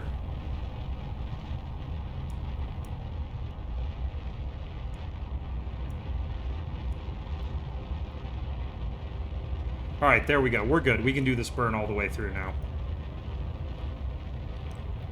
So let's go ahead and pop this off. Waiting for it. Long burn, everybody. Here we go.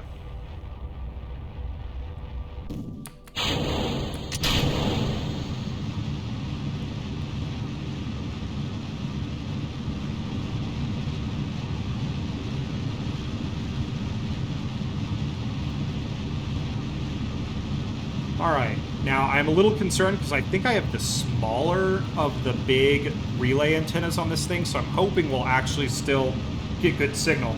The thing is, if we can get on our way to Elu, eventually on the way into Elu, we'll get the signal we need from the Elu ship acting as a relay. So we should be okay no matter what. But I am a little concerned.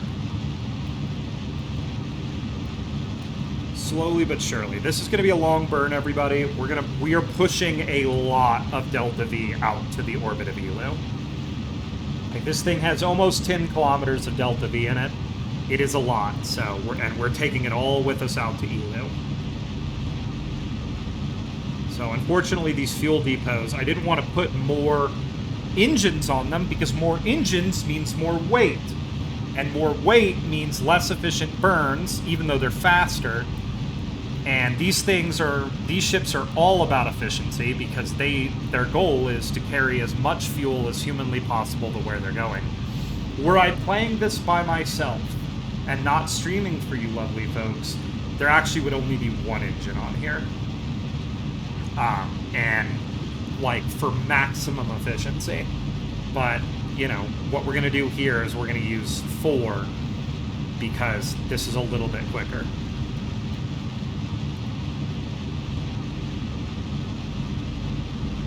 And we're just going to open that up, and then we'll change our, we'll make a burn to do our descending node burn here in a second, and see if we can get an encounter. As inefficient as I'm sure it will be, this will not be an efficient encounter because we are coming out really late.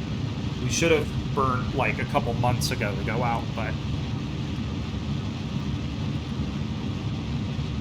I forgot and didn't have an alarm set, so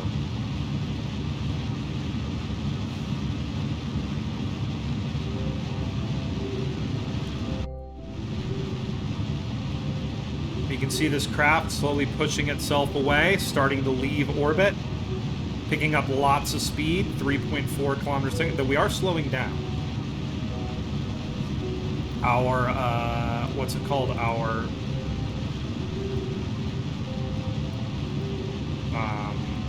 Our radiators are holding nicely, keeping us from overheating, though they will probably be glowing red hot by the end of this burn. There's a beautiful sunrise illuminating the side of what is kind of an ugly looking ship. This isn't meant to be pretty. It's meant to just hold as much fuel as we possibly can. We can go ahead and turn the light to our docking port on. You know, even though, of course, when the Kerbals dock with this, all they will see on the other side is hose connections. It's nice for them, you know, to see a light in the distance. A lighthouse, a beacon of hope. Okay, we just left the Kerbin system.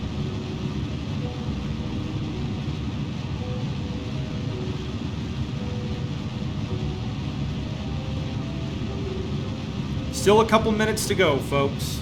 This burn's long. You want to get up, go get some coffee.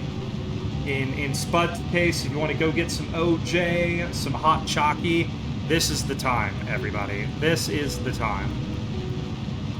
This makes me a little concerned about our capture burns at Jool for our fuel depots, but we'll worry about that when the time comes.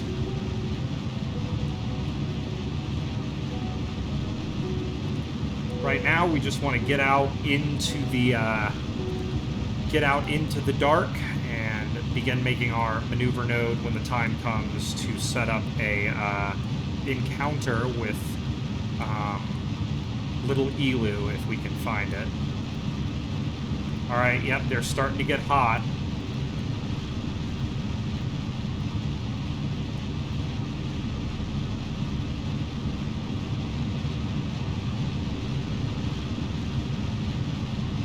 I don't know where I put my batteries on this thing. I've got 4,000 electric charge on this thing. Is that a battery? Yes. So there we go, 4,000. That's where it is. But yeah, we are just pushing ourselves out into space.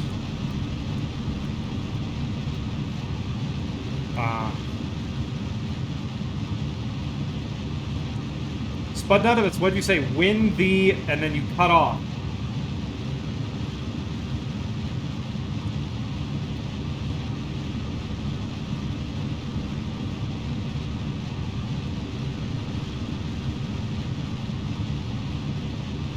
You don't know, just win the... You're killing me here. I'm in suspense.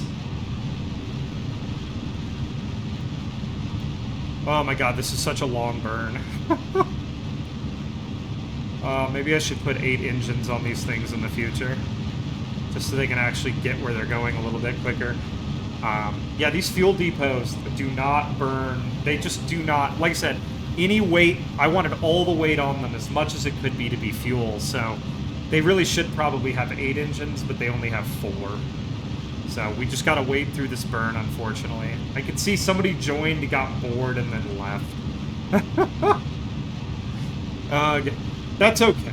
That's alright. We'll get where we're going. Slowly but surely. This is probably going to be the most unexciting part of today. I think the fuel depot burn captures into Julian orbit will probably be a little bit boring, but that's okay. We're getting Kerbal staged and set up for excitement.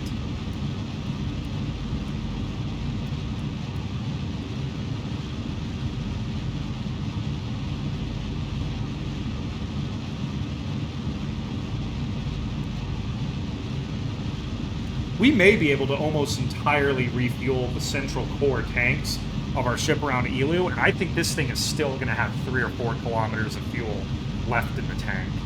So we may just, you know, it'll be our... It won't be a great relay, but it can just live as a relay around Elu. No, in the past, I would put a relay network around every single body. Well, not every single body, but every single major planet. I probably won't do that this time because it takes a lot of time. It's a lot of burning. And in the case of Elu, once we have our Julian comms network, we can basically get a signal to everywhere in the system, so we should be good. There should be nothing in the system that'll basically ever be occluded by anything ever again.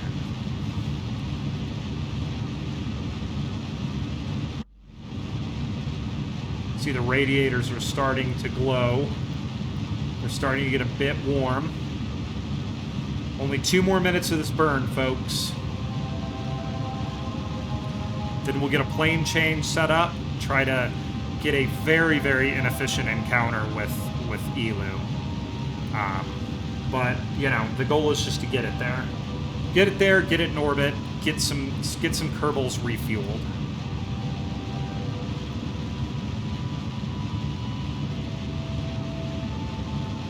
Still burning.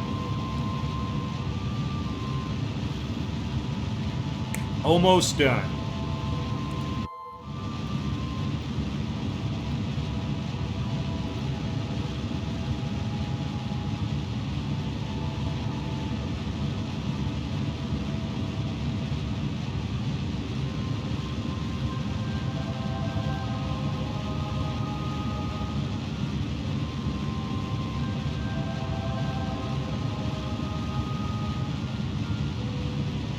We're actually getting pretty close now. Let's go take a look at our map and see if we're getting roughly the orbit we want. I think we do. The goal will be we'll kind of come out beyond the orbit of Elu and then drop back down into it, I think, hopefully. We're going to have to... The next burn will probably be a bit long as well, as we do a lot of adjustment out here at the descending node to try to get on plane and get our encounter.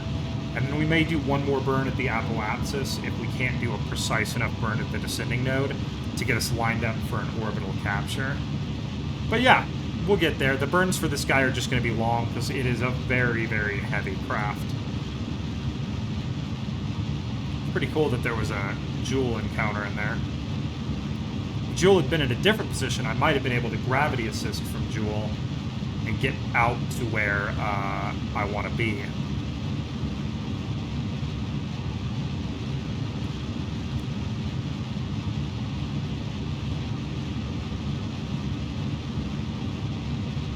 Another Jool encounter. Jool's sphere of influence is so big that Jool encounters are just not that difficult to get. It's part of the reason it's like my favorite planet to ever go to in this game. Is it's just so easy to get to.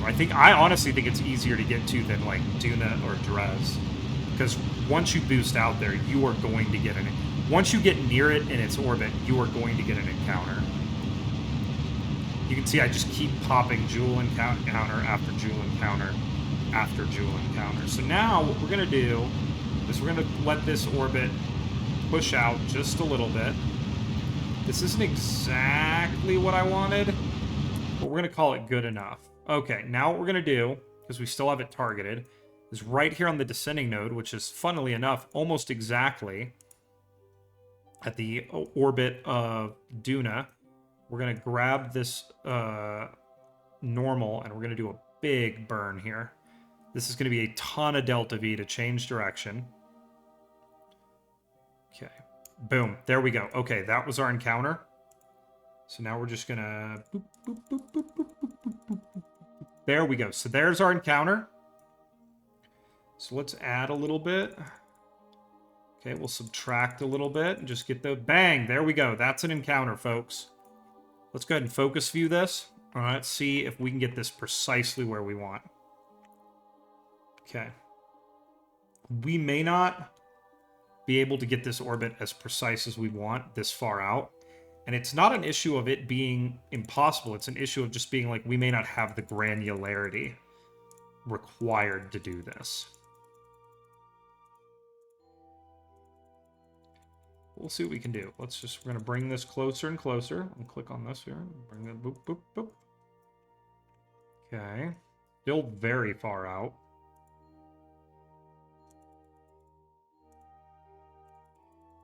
Okay, and we're just gonna make our little minute adjustments compared to our major burn. We're making tiny adjustments now. Okay, radial doesn't do much.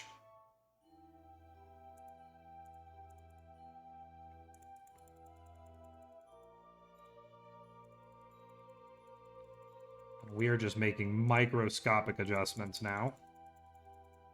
But that's what we want. But did we just lose our encounter? God, dadgummit, we just lost our encounter. Well, alright, let's think about this. Okay, there we go.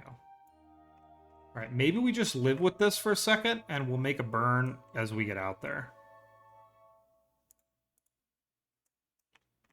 That's pretty close. Let's just live with this, and we'll make the burn when we get closer. We'll do a much more precise burn when we get closer. So let's go ahead and let's call that done. Let's get lined up for the burn, because I think you can actually do burns without a connection to the KSC as long as you are lined up and ready to go for them. So we'll get that lined up. Elu, fuel, depot, lane, change.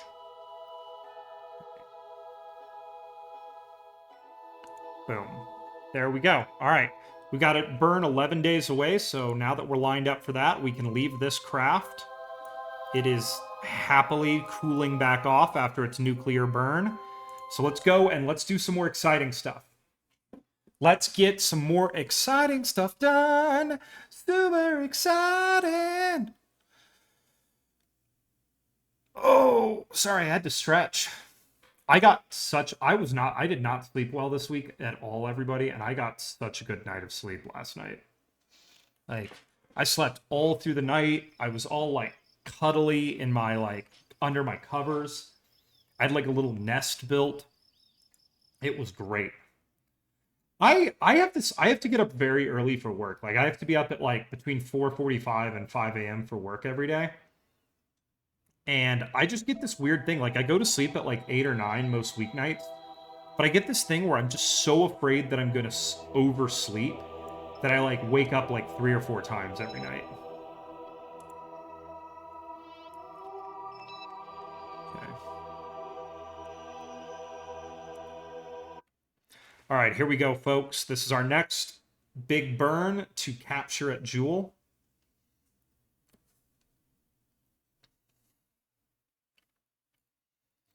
So let's go check in on these nice Kerbals.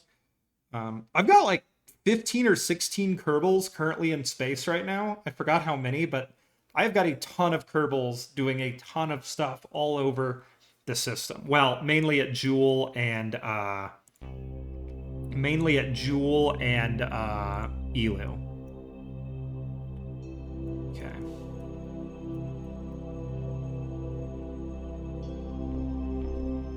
Okay, here we go. They're going to start lining up for their capture burn. Valentina, Gilbald, and Hennard are getting ready to head to Jool, and they are so excited. I'm excited for them. You know?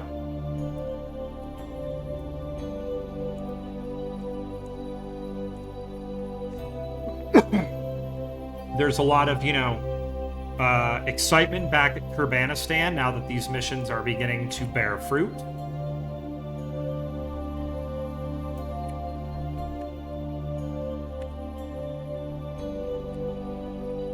Oh, for a second there, I thought that was my mission and that I'd screwed something up.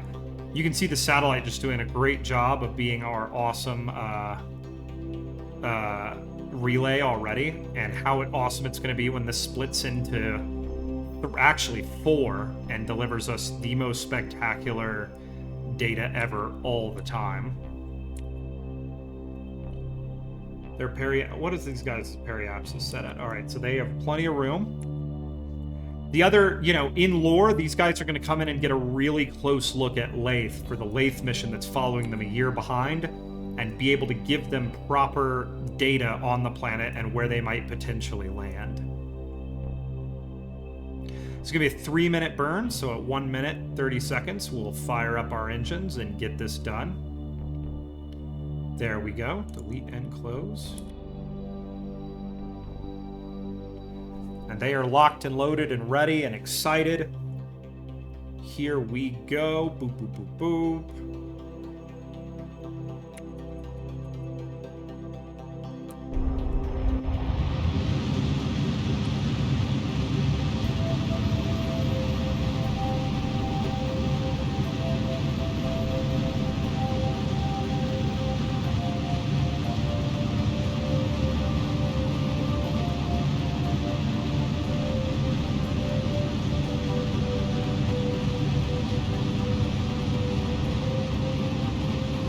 We already got science during, very close to the orbit of Jool, so we're not going to worry about that for now. We're just going to let these guys burn and come in and do their thing. We got to work out some of our staging here on the lander eventually, but we're going to worry about that after we separate.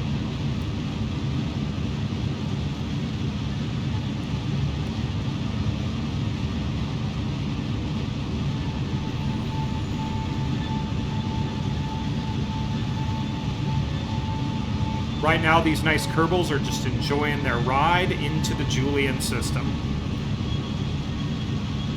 It's been the first time, in months that they've turned these engines on, spinning the reactors up from cold.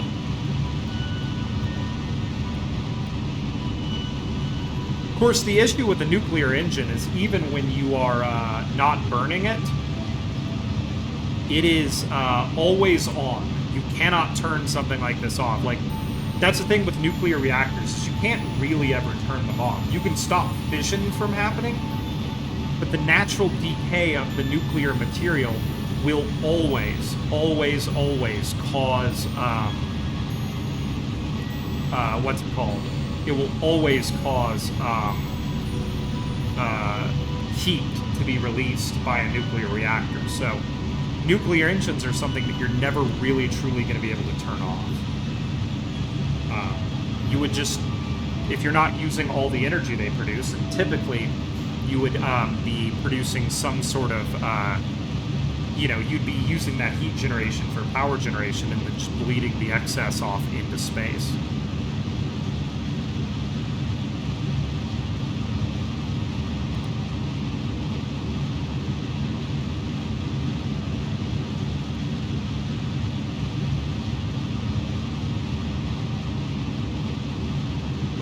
really want to see if I can get these guys out to Val. I'm feeling Val for this mission.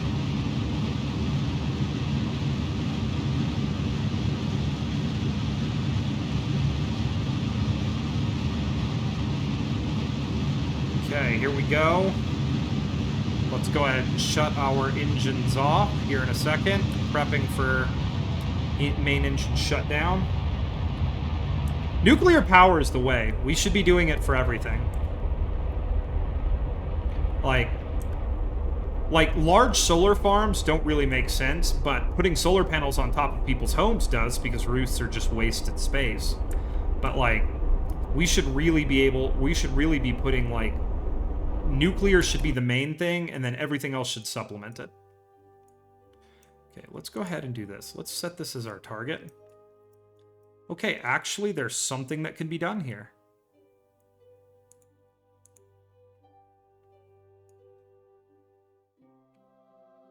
It's a little bit curious. Let's focus view this. Okay, can we actually affect a big enough change? Okay, we can't. What if our orbit took longer?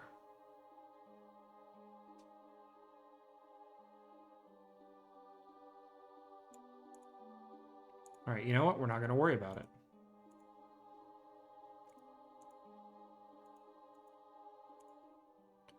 Okay. All right, I know what we'll do. How much time do we have? We have 5 days till our next. Let's go ahead and get flown by this so that we can get...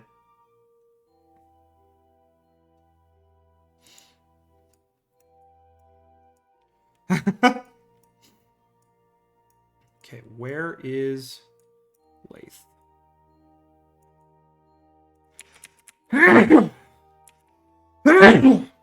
Oh, sorry. Sneezies. Sorry, everybody. Normally I hit the mute button, but I kind of missed it that time. All right, we're going to fly right by Laythe real quick. Let's take a look. Hi, Laythe. Hi. Let's go ahead while we're in orbit around Laythe.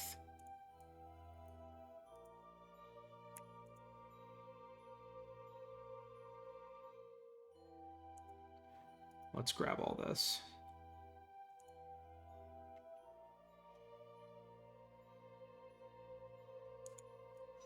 Okay.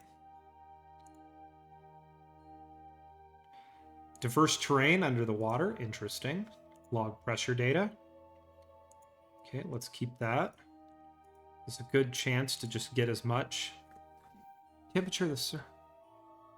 Okay, we know that, but it's always good to check. Let's run our magnetometer report over Laythe.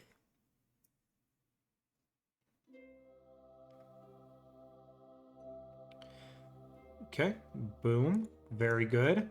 All right, let's go ahead and let's do an EVA. Okay. EVA report. Okay, let's go ahead and board. Let's do a crew report. Boom. All right, there we go. Now what we're going to do is we're going to go in here. We're going to click on this guy, and we're going to go to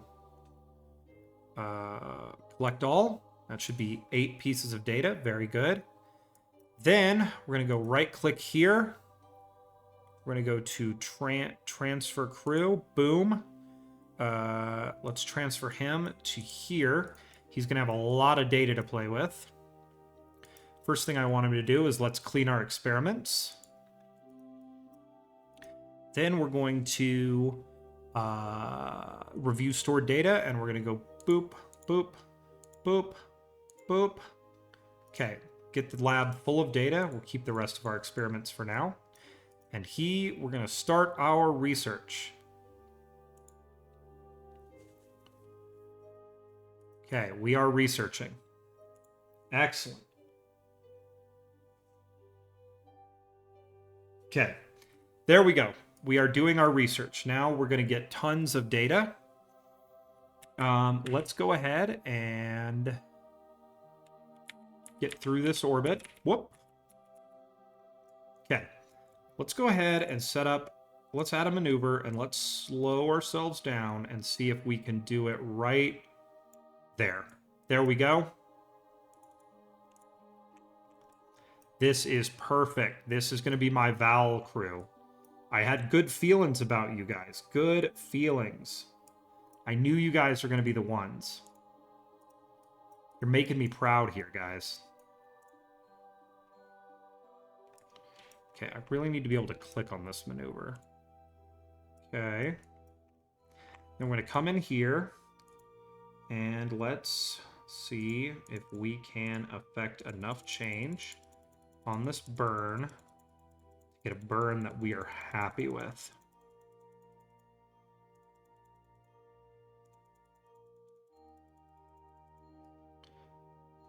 Oh boy, we're going to be really off plane, but that's okay. That's all right. We can always solve that after we are in orbit. We just want to get in orbit. Okay, there we go. So there is our maneuver. We're going to call that done. God, we're going to be burning a lot of Delta V to get there. That is A-okay. We have fuel depots on the way. Val transition injection. Burn. Okay, apply changes. Bang. Oh my god, look at the interactions here too. Look how insane the Julian system is. If you turn on your the time for your interactions out, it goes. What is a pebble bed reactor, by the way?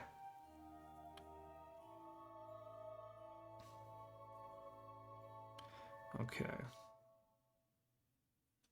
So we're going to go ahead and align to this. It's going to be a 14 days away burn.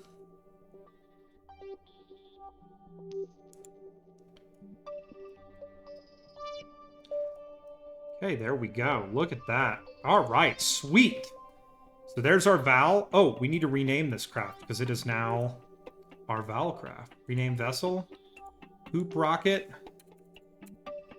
Val edition. Because that's where we be going, everybody. Accept. And we're good to go. Let's head to the Space Center. And let's get our next burn done. So we've got everything, I think, except for Bop. Bop is the only place we are not going yet, and that is because Bop is scary, because it's way off plane. I think Jool Mission 1 might have to go to Bop, and it worryingly is the one with the lowest Delta V out of all of our missions. So if it doesn't, if it ends up being the one, this could get exciting. Okay, let's go to our tracking station.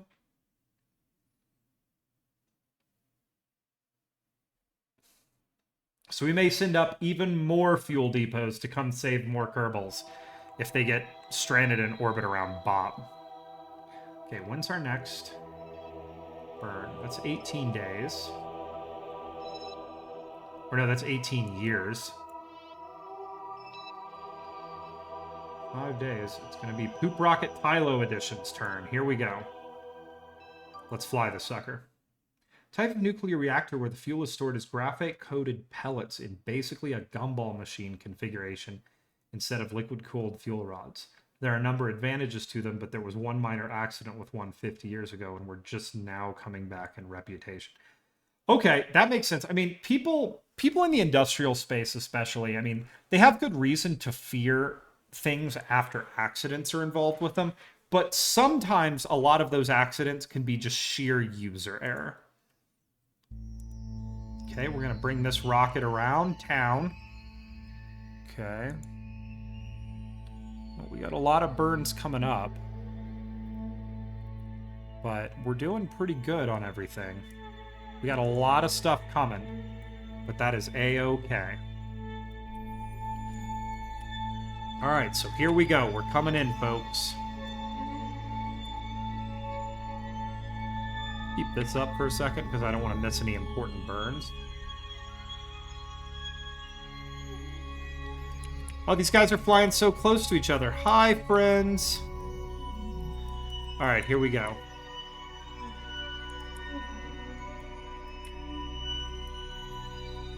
These Kerbals are coming in.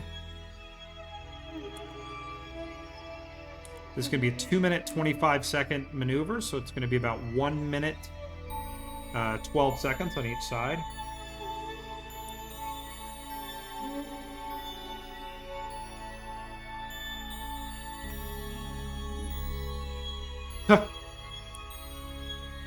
I got all the way up to far less likely to leak since the fuel is in.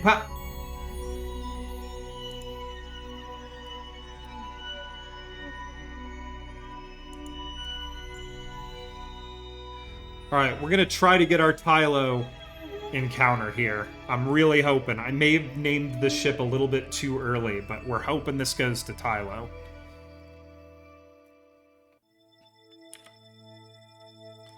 Okay.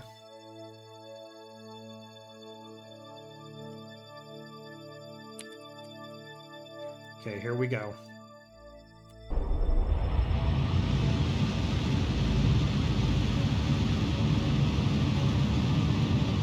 Another capture. Here we go, everybody.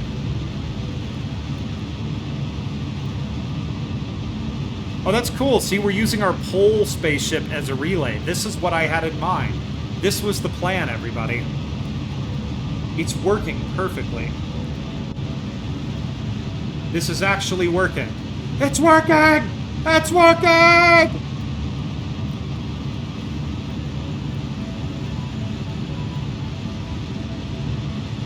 Alright, here we go. We're just going to let this burn play out. And the goal is hopefully we're going to get ourselves our Tylo encounter. That's what we're really hoping for here. And once we have the encounter, we can burn and change things to hopefully get ourselves into an orbit that does what we need it to do. Because we're going to be mostly on plane when we come in, but we're going to hit Tylo a little bit off plane. So let's go ahead and actually, where is Tylo? Let's go ahead and set Tylo as our target. And we won't focus view it quite yet. We'll get this bird taken care of and get our encounter, and then we'll worry about it. The fuel is less likely to leak because it's packaged inside graphite pellets instead of fragile rods. And best of all, they could in theory be made passively stable due to the fact that their neutron flux decreases as their temperature increases. The accident was literally the one possible thing that could go wrong with them. An idiot technician managed to drop one of the pellets on the floor and break it while changing it out. Well, I mean, you could do that with a fuel rod, too. You know? I feel like it's unfair to hate on the pebble bed reactor if the exact same thing could literally happen with a fuel rod. Like, that seems so unfair. Alright, we're gonna get this burn done. Thankfully, none of these burns are too terribly long.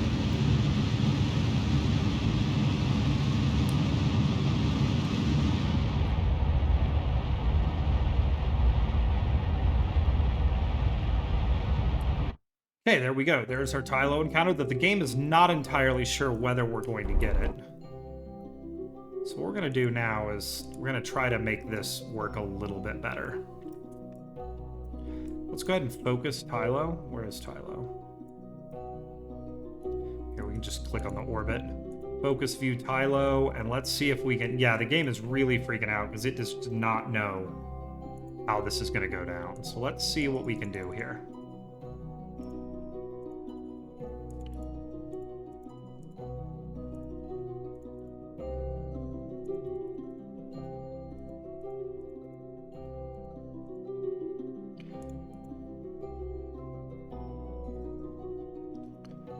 Okay.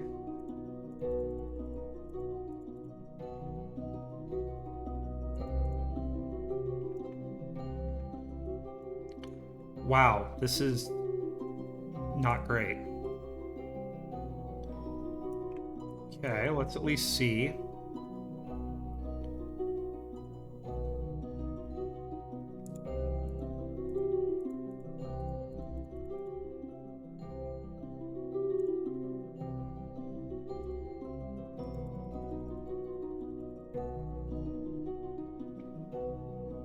Okay, here's what we're gonna do.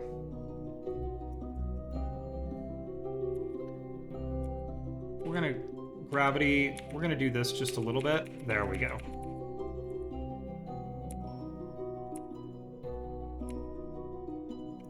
Okay, it looks like we're just not quite getting our encounter.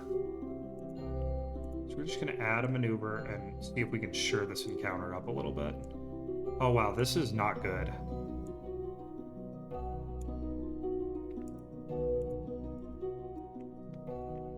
Like, the game seems really unsure as to whether this encounter is actually going to happen.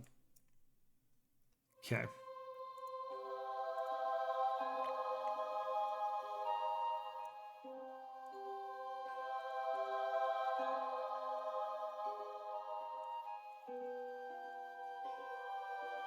Okay, that actually seems to be working. So we're going to do it this way and just hope that it works. Because this gives us a working encounter, and this game is acting all crazy-like. But that right there will give us the encounter that we want. So let's go ahead and get the hell away from this. High-low encounter adjustment. Apply changes. It's going to be in 2 days, so it's going to be our next maneuver, but I wanted to make sure that we put it in there. So let's see if we can actually get this sucker working. This Tylo is be acting weird, yo.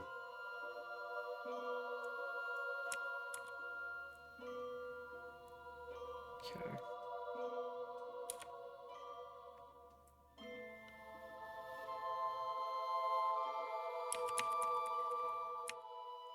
Actually, I think we're encountering on the wrong side of the planet. So let's flip that sucker around and let's encounter on the right side of the planet. Yes, that's good. Bring this down.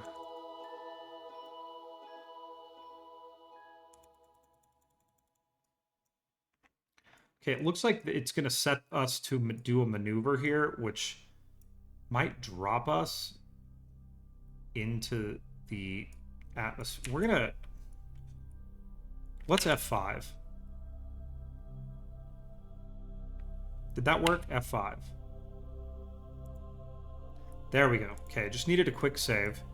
Let's see if we can do this. I just don't want it to drop us into the atmosphere of Jool. So let's come in and let's get this burn done. Okay, 6 days.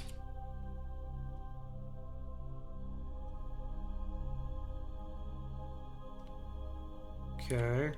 Man, this game is really not happy with us right now. Delete and close. Okay, 6 seconds before the burn. Sorry, just concentrating really closely, everyone. This is really weird.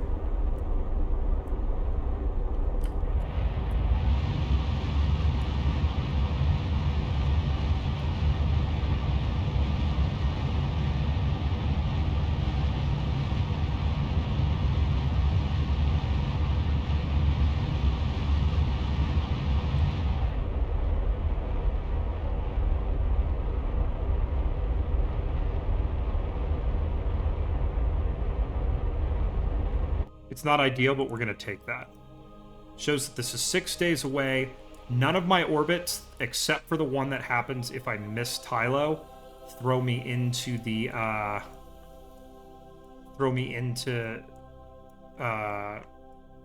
Jool, which is good. So we're going to go here, add a maneuver, and let's circularize.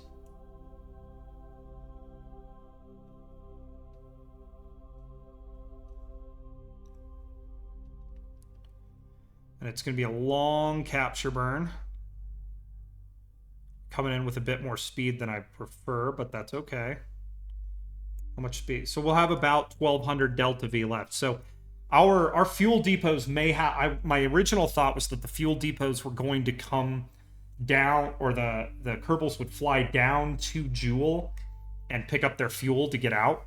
The fuel depots may have to come to them. We'll see. All right, let's get lined up for our maneuver.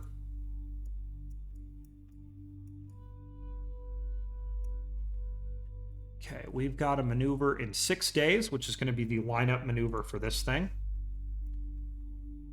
Okay. The only one I won't have Kerbals at then is Bop, I think, because this is Tylo. Yeah, I think we've got a vowel. We've got a craft that's going to do vowel, so I think Bop is all we need. So let's get this done. Yep, there's my vowel rocket.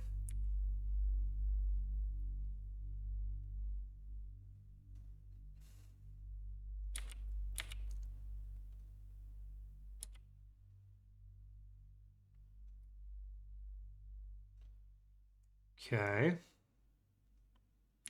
Oh, you're kidding me. So yeah, it's a glitch because it just dropped us. Those Kerbals are dying right now. Yeah, it's a glitch. It's on the next orbit. That's bull crap. Kerbal, what are you doing? It screwed me. You screwed me, Kerbal. You screwed me.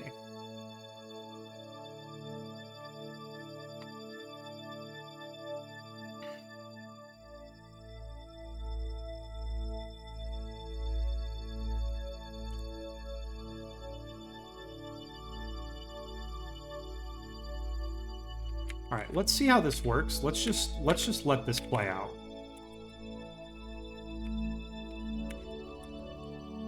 No. Delete and close. Let's just let this play out. Does this gravitationally affect us even though it's not there?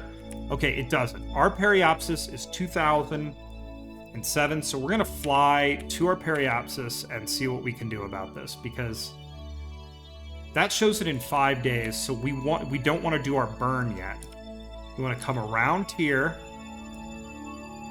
All right, now we want to start doing our burns. Because this, set as target, focus view. Okay, now let's set up a burn. Gonna F5 for safety again, because the game screwed us last time. Add a maneuver. And let's see if we can do this right. Okay, that's all right.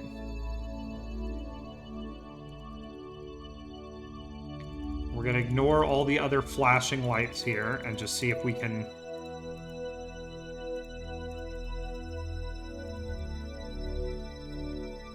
Okay. That right there is going to be a nice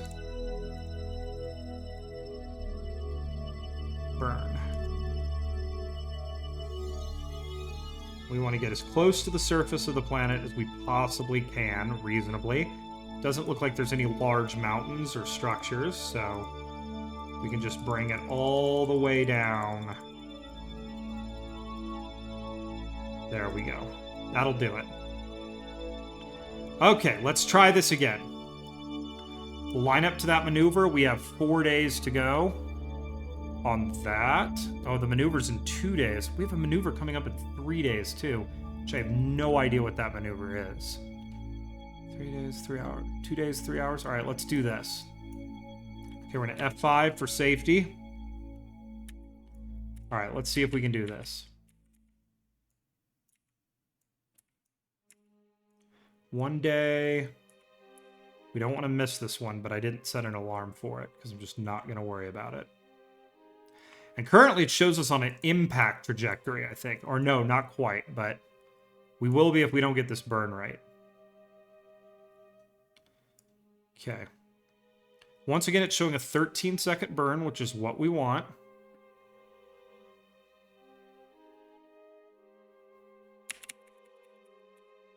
Okay.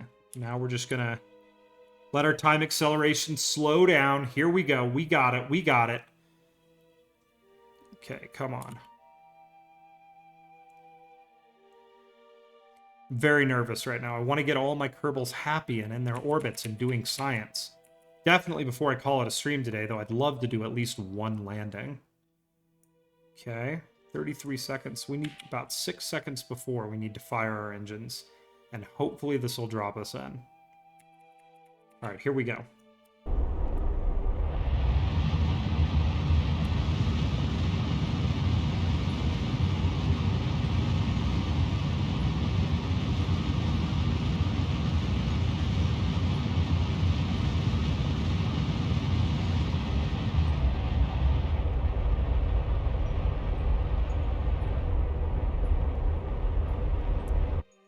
There we go, just about perfect. Okay. Shows that this is 1 day away. So we'll try this again. We're not even gonna F5 this time because I don't want it to screw us again. We're gonna do our capture burn. It's a very large burn, but that's okay. Very expensive. We have a...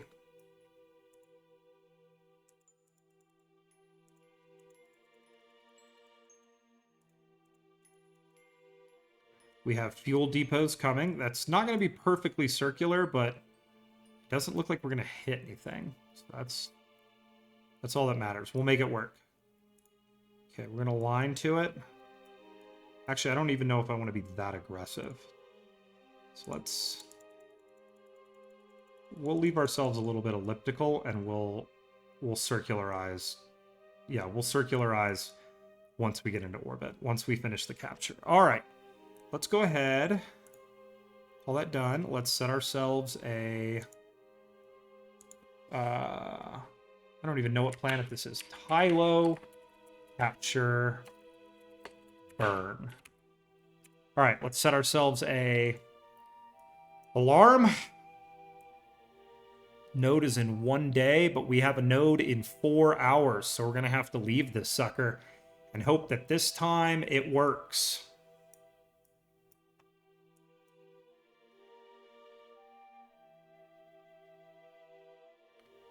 Okay, let's hope it works, everybody. Let's go ahead and go out. These guys are aligned with the burn, and they are ready to go. Hopefully we're going to Tylo. Let's go back to the Space Center, because we have a burn in 4 hours. This is all burns today. All burns, all the time, as we manage all of the craft that we have in the Julian system and coming into the Julian system. Because everybody wants to be at Jool, because Jool is cool. Can't believe I just said that. Kind of hate myself for saying that. All right, come on, let's go. Let's go. Tracking station.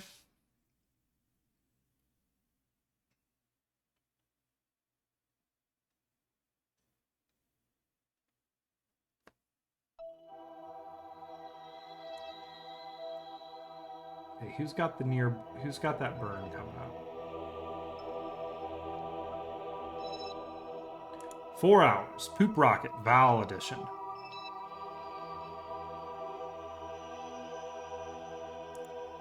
Alright, let's go to it. Let's go see if we can get our Val encounter, everybody.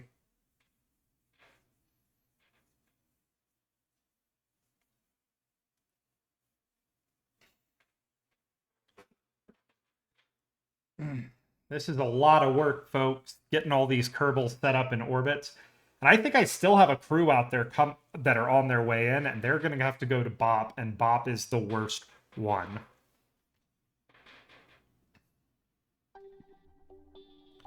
Okay, let's go ahead and align to our maneuver, which they are aligned to already. Okay.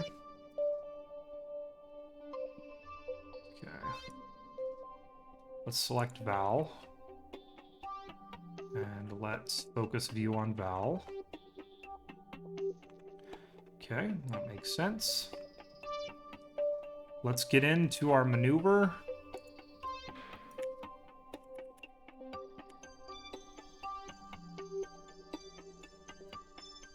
Okay, we've got a good connection to the KSC. Everything's going great. So these guys are going to come back in. I think these are the guys who did the really cool gravity assist at Laythe. Whoa, what was that? Okay. Okay, we got 19 minutes to this burn, 2 minutes and 19 seconds. is how long this burn's going to take for my Kerbals.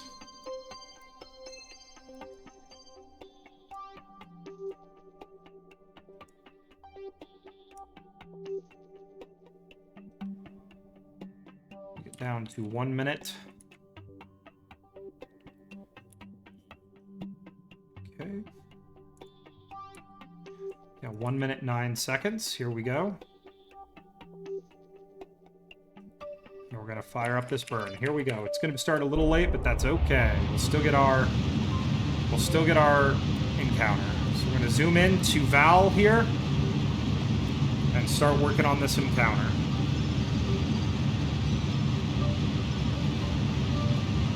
All right, here we go. Lots of burns, but we're gonna do it. I can feel it in my bones.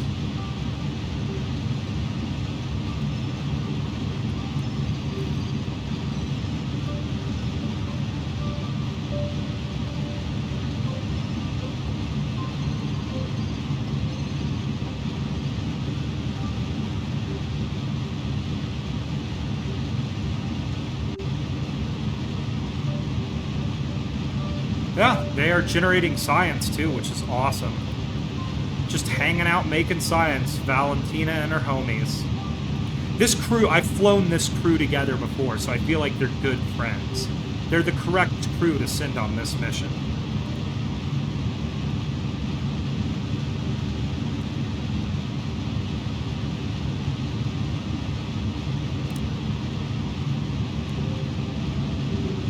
Alright, we're just gonna keep pushing.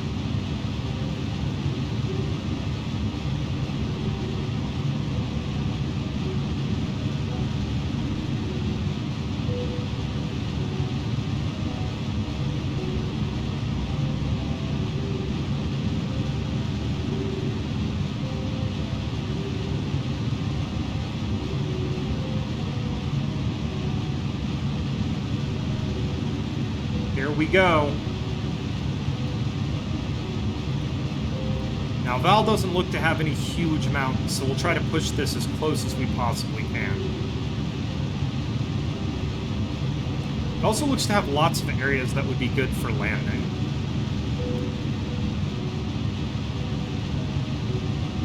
Here we go. Just gonna bring that Periapsis down nice and close. Honestly, I'm not going to worry too much about our capture here because all we need to do is get captured. This rocket will be almost out of fuel by the time we have fully captured and gotten our plane and everything right. This is going to be one of those rockets that really, really, really needs refueling. All right, we're going to bring it in close. Let's go ahead and do set up our capture burn. Man, I hope we have enough fuel for this. Okay, we will.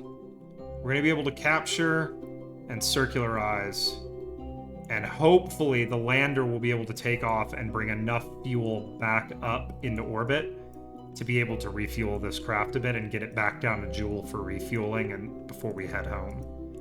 There we go. That's going to happen. Let's go ahead and set our alarm. Val capture. There we go. We're going to apply our changes. Boom. There we go, folks. Okay. Let's get aligned to that. You know, we don't have to worry about our solar panels out here anymore. All these craft do just fine generating their own power because they all have tons of RTGs on them. And huge amounts of battery. Alright, that craft is aligned. And we're looking at 4 hours till our next burn, because we have a lot in orbit right now. There are craft literally all over the system. So let's go ahead. I'm pretty sure this is our Tylo lander, but let's make sure. So let's go to space. Let's go to the Space Center. And then literally an hour after this one maneuver, we have another maneuver. Like they are coming now almost within minutes of each other to get these burns done. Which is okay, because this is kind of what I anticipated would happen, is that we would have these scenarios where we'd have just burn after burn after burn if we get everyone lined up and to their mission planet. Boop, boop, boop, boop. So lots of burns today and orbital shenanigans as we try to get everyone lined up and ready to rock and roll here. It's exciting, honestly. This was kind of the plan, that they'd all come in and get different encounters, and then I could use those different encounters to get them all to different planets, or moons, as it were. Okay, 4 hours, 15 seconds.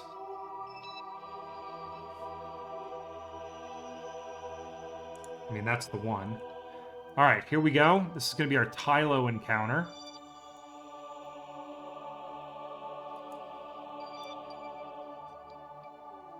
So let's fly this sucker. Hilarious orbits here, too. It would, if without help, it would come in and whip around Tylo and then fall. Whip around Tylo, begin falling towards Jool, fly by Laythe, and then crash into Jool without our help here. So this orbit's not going to be circular. It's going to take a bit of work later on, but the goal is to capture. We'll worry about circularization and putting our Kerbals on plane when we have the time to. Okay, so here we go. Let's go ahead and click this over and get aligned to our burn. You can see there it is. Let's go ahead and go to Tylo here. Let's focus view Tylo. And yeah, we'll be in a pretty close orbit, but that is okay. That means we'll have an efficient capture. Let's F5 for safety on this one, because Tylo's been a little bit weird thus far, and I want to make sure that we actually don't die. Alright, let's bring our Kerbals in.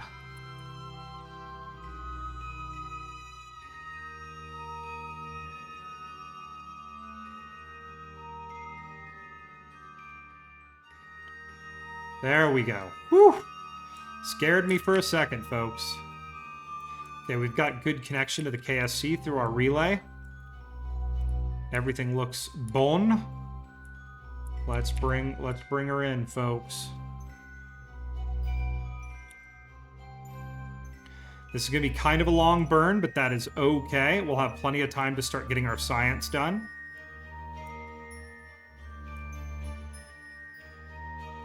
Three minutes, 48 seconds divided by 2 is 1 minute. Crap, I don't know. It's going to be less than that, and that's going to be 1 minute, 54 seconds. I did it. I did math. Okay, so at 1 minute, 54 seconds, which is going to be just about now, we're going to fire up, and we will start doing our science.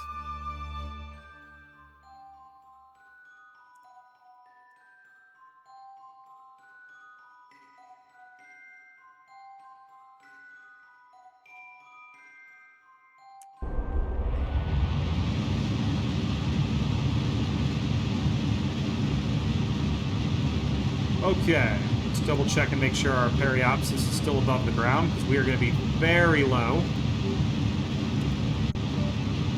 Okay. Pop these open. Let's start. Let's get a magnetometer report.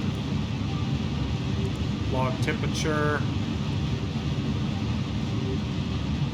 Got that. Let's get our gravioli data. Log pressure data. Let's get our... Let's conduct a material study. Got that. Let's get our goo.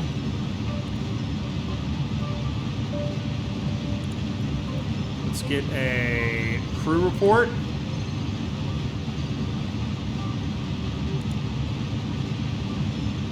Oh, is there another Kerbal face on the surface of whatever planet this is? Sorry.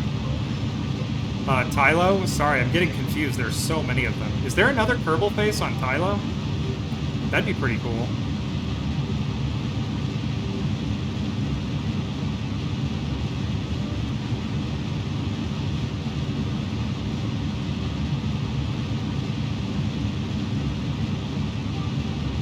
Capture looks like it's going good.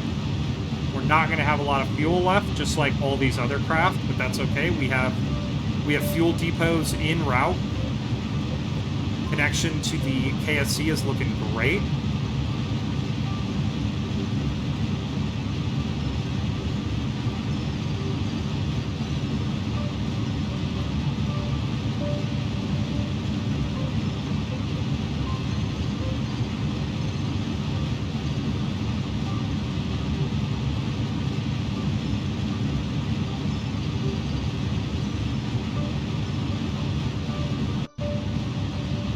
While we're sitting here burning, I'm going to go ahead and collect all. That's our stored data, and we're going to get a Kerbal into the science bay here, the mobile processing lab, to begin processing science very soon. All right, here we go, folks. Going to keep pushing, pushing, pushing. Also, we're going to be almost exactly on plane for this planet. We might want to do a small plane change, but I am also might just say screw it and not worry about it, because we are so close here.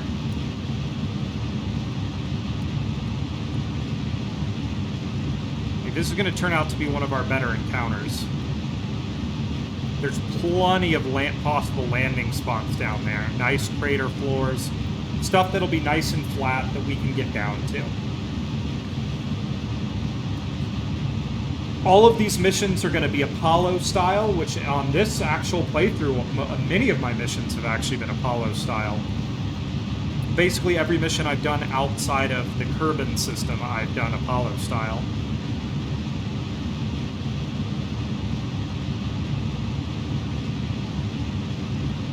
We're just going to burn it away. You can see we're getting real low on our Delta V here, folks. Hopefully once we break off the lander and we can send fuel back over and we'll have a lot left.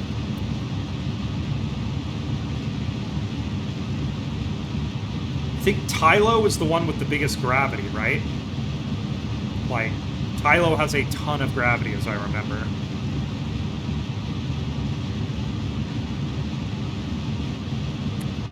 And a lot of gravity doesn't just mean the ascent will be hard. It means things can get out of hand on the descent.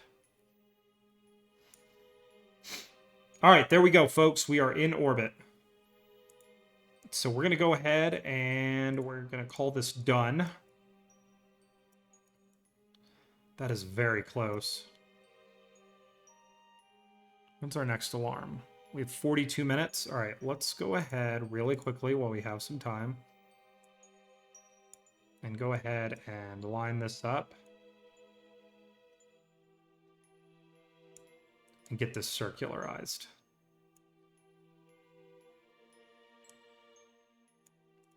Okay, give me 1 second. I have to check a message.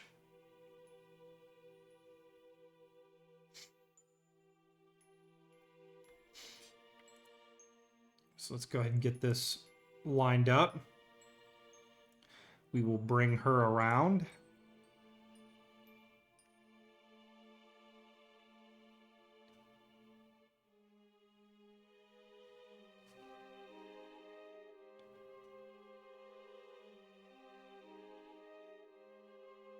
Okay, we are locked in.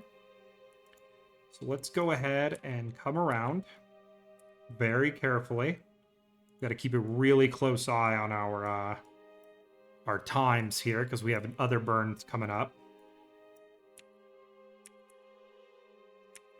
Okay, 23 seconds, and then we'll really quickly set this up for science, and we will leave it here.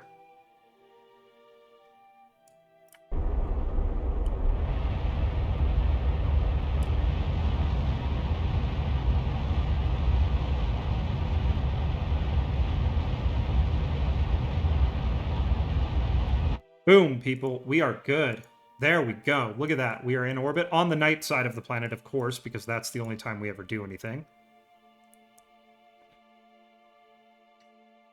Let's let her align normally. Okay, there we go. We have all of our data collected. We're not holding any more data in there. Good. Let's go and get our scientists. Let's go and do a crew transfer. Lemny Kerman is our scientist. Let's bring them down here to the bay. The mobile processing lab. Okay. Let's clean our experiments out. That does burn quite a bit of power to do, but that's okay. We'll be done in just a second. Okay, experiment cleaning complete. Let review stored data. Let's go. Okay, lab is full. We'll keep the rest of it. Set all these to allow partial for when the time comes.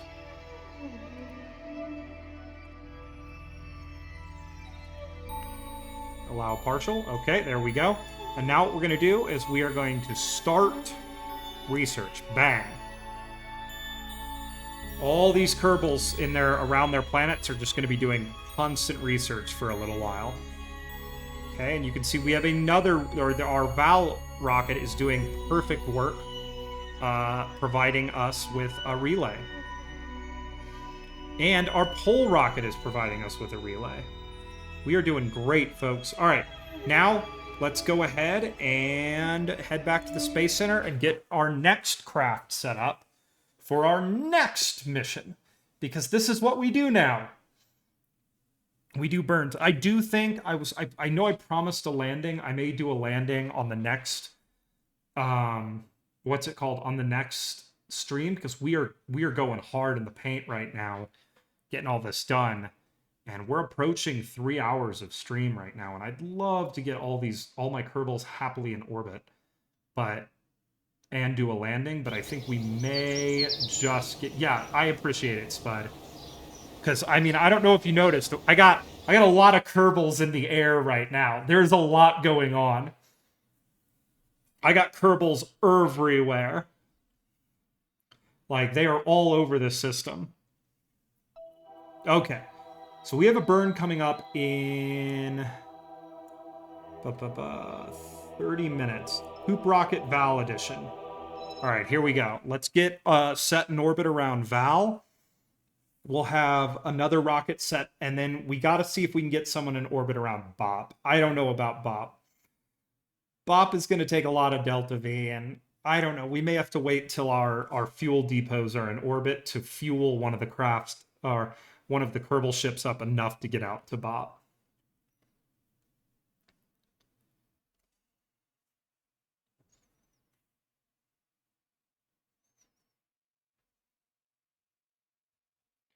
So let's go ahead and line our ship up. This is going to be a very, very, very long burn.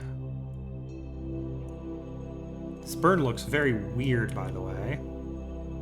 Currently, we are not showing that... Currently, we're showing that we're on an impact trajectory. Okay, nope, now we're good. Okay, here we go. Let's go ahead and get lined up.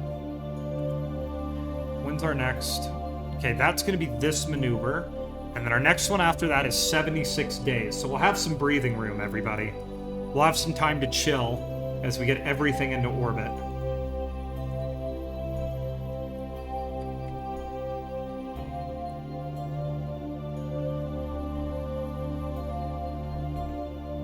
Okay, here we go. 1 minute 32 seconds. That's going to be 1 minute 6, or yeah, 2 minutes 32 seconds equals 1 minute 16 seconds. So here we go.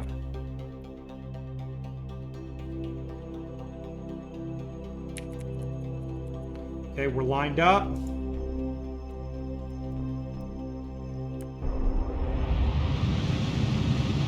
Here we go.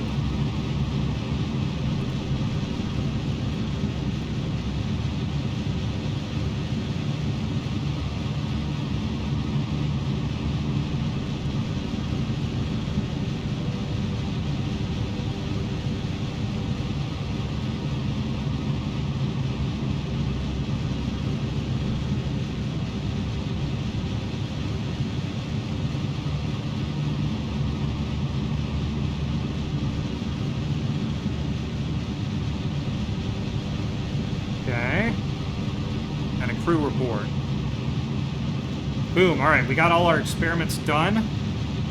Henard Kerman's going to have a lot to study when the time comes. Select all. Make sure he's still got plenty of data that he's working on. How's he doing with that? Yep, he's generating a science. All right, let's go back to focusing on this burn now that we got even more science. I'm thinking we might actually have, like, when I finish putting a Kerbal on every body, we may have something like 20,000 science or something crazy like that.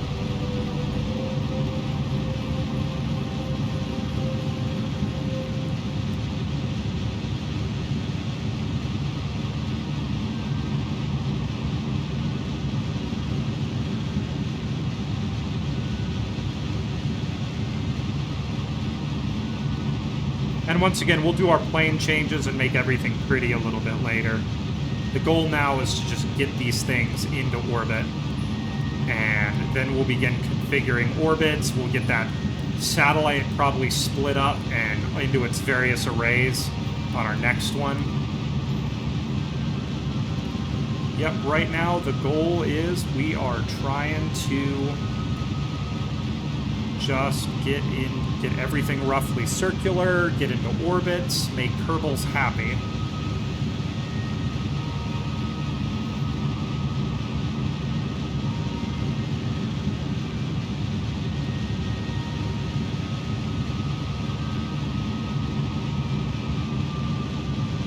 Here we go.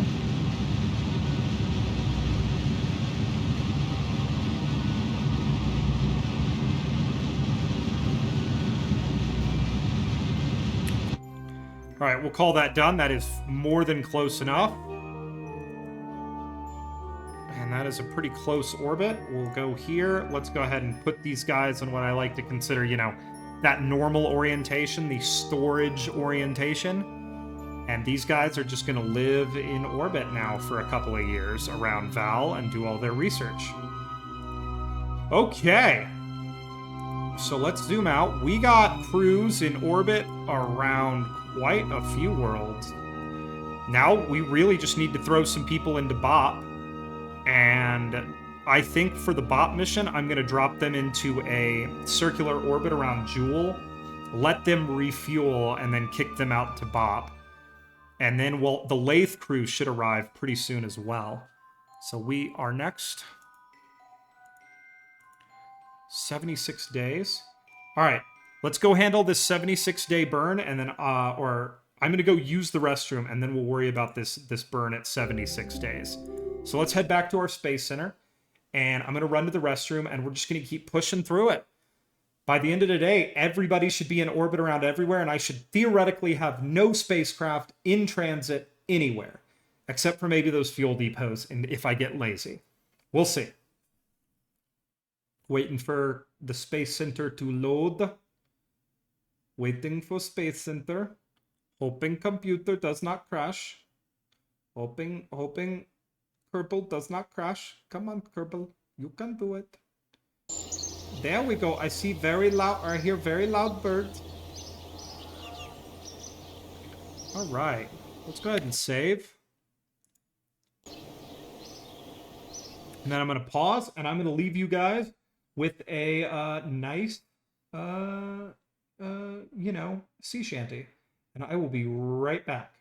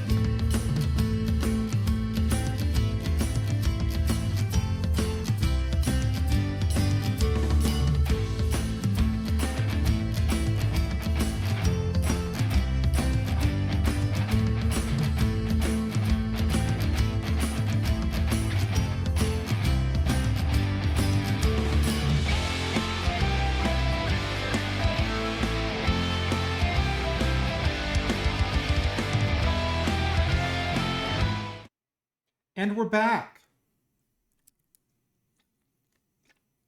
I had to get some yummy, yummy water. Okay, here we go. We are back. I'm going to double check my audio and make sure you guys can hear me. You can hear me. Excellent. Okay. Let's go to the tracking station and let's get this next burn taken care of. We got a lot going on today.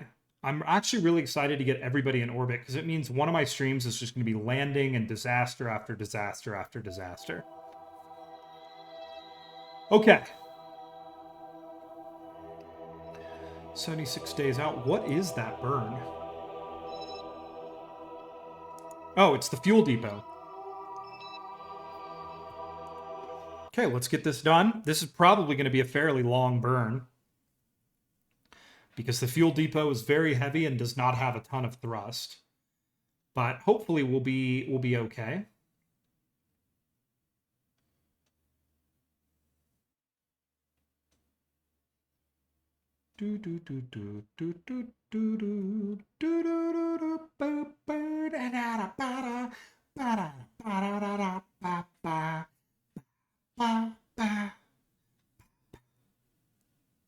Any second now, everybody. Okay, there we go.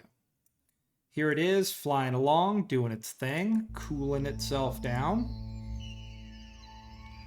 Okay, let's come up here and check this. I'm a little concerned that that's Laythe mission and Poop Rocket Jool Edition 1. Okay, so it is on its correct trajectory. So it should come in, and then the Laythe mission and the depots should arrive pretty much all at the same time. Okay, perfect. So we've got time. Let's go ahead and... Actually, we're not going to do that. Real quick, let's switch to this. I needed to just check something really quickly. I'm very concerned that I've missed a burn with one of my spacecraft, and I've doomed these Kerbals to being in space for like 30 years. Which, I mean, they're Kerbals. They love space, right? Like, they can be in space for like 30 years, maybe. All right. When is this next burn? 149 days. Do I have 149 days? Okay, good. I do have this burn in the system. Good. Just want to make sure. Got to take care of my homies, you know? This is Jeb right here, and this is the lowest Delta V craft that I launched out here.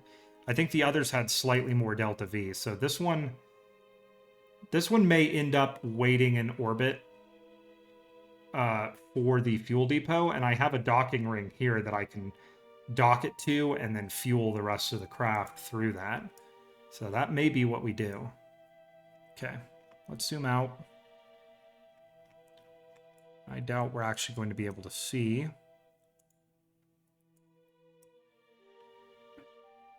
Okay, let's switch to that one. So yeah, we've got some time out there. That's what I needed to know. Okay, so let's go ahead and get some fuel out to my Kerbals around Elu, because I'd sure love to get those guys home. And it's just, yeah, burn, set alarm. Burn, set alarm. This is excitement, folks. As we literally have so much crap in the Kerbin system flying around. Okay.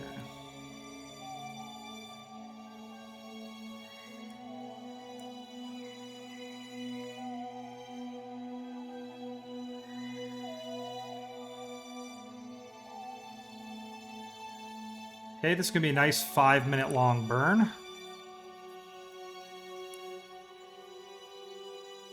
So it's going to be 2 minutes, 32 seconds before we hit it. I'm going to let the game just bring us in because we did set an alarm.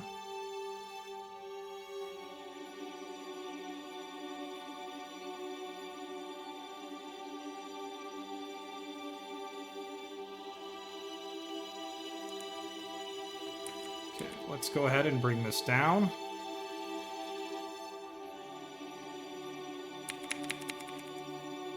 Okay, here we go. Alright, gonna be a nice long burn, everybody. Look at her go. Okay, let's go ahead and zoom out here real quick, and let's go take a look at our Let's focus view this, because I want to make sure we get this periapsis where we want it to be. And then we're going to have to do another burn eventually on this thing just to get it lined up. But we're pretty close, so I don't think it'll be that big of a deal. We can see our Kerbals out here that are sitting here, and our experiment control station, where we landed on Elu. Lonely little Elu.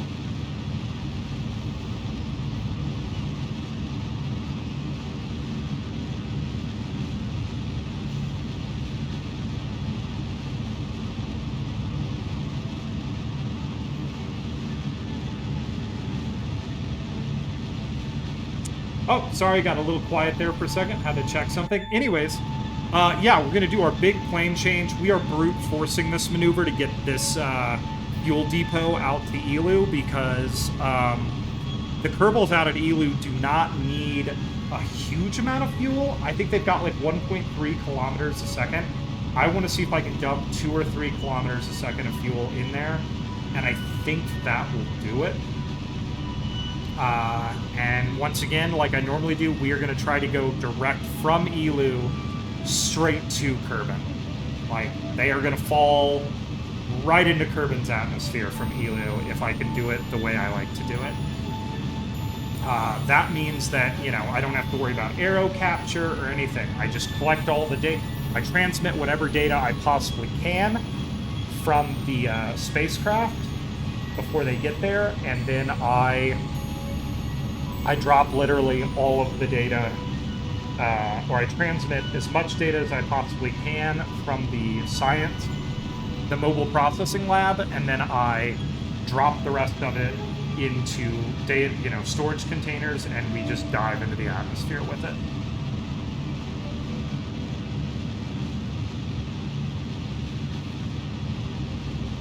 Because, you know, science, now that we've unlocked the tech tree, science is, it'd be nice to have an obscene science score when I finish this playthrough. But I think more importantly, the big thing I'd love to have more than anything is putting a Kerbal on every planet. That is still our first priority, but I'm not going to ignore science. A Kerbal would never ignore science. And the leader of their space program must understand how important the science is.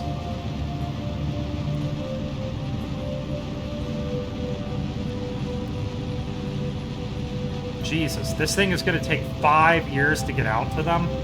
It's going to take 8 years? These poor Kerbals are going to have been there for their entire lives. I hope these Kerbals don't have families.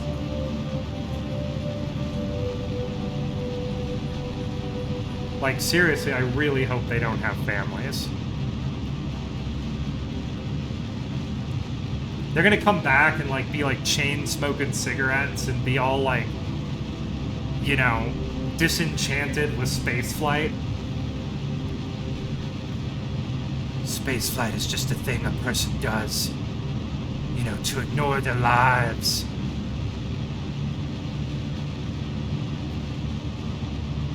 Yeah, it is gonna take 8 years for this thing to get out to these poor Kerbals. I really got to start sending the fuel depots first.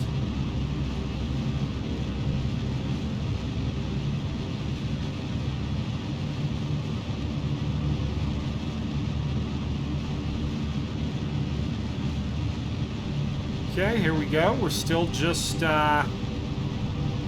our burn right now.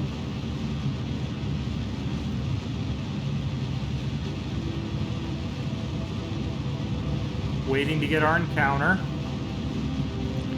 Only about 120 meters a second to go, so let's go ahead and zoom in and make sure that we get our periapsis where we want it. 3, 2, 1, come on, let's go, let's go. Where is it? Give me my encounter, yo.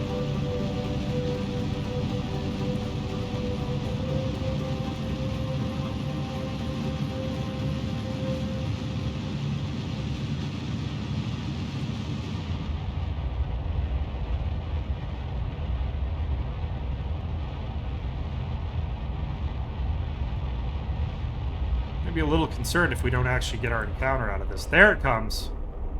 Here comes our trajectory line.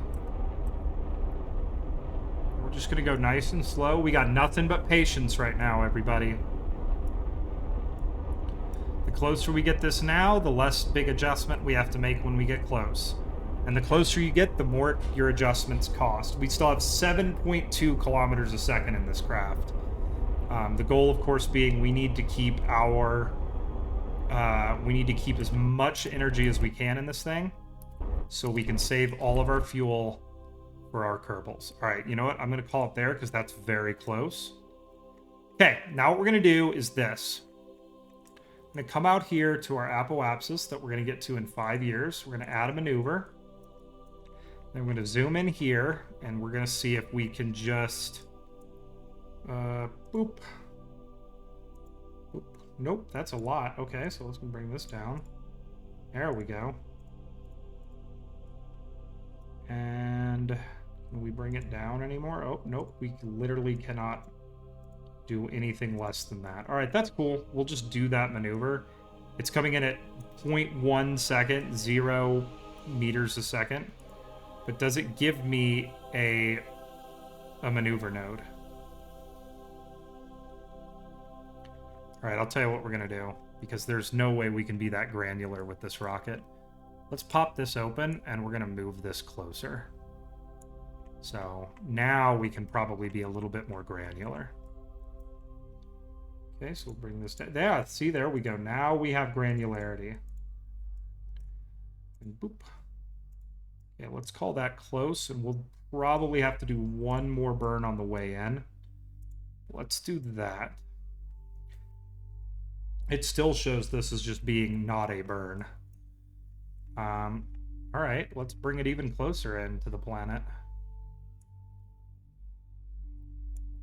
And what I'm going to do here is I'm actually going to kill this burn. Add maneuver. All right, let's see if we can do this a little bit better, because I want this to be... I don't mind burning a little bit more delta V to have some granularity. There we go.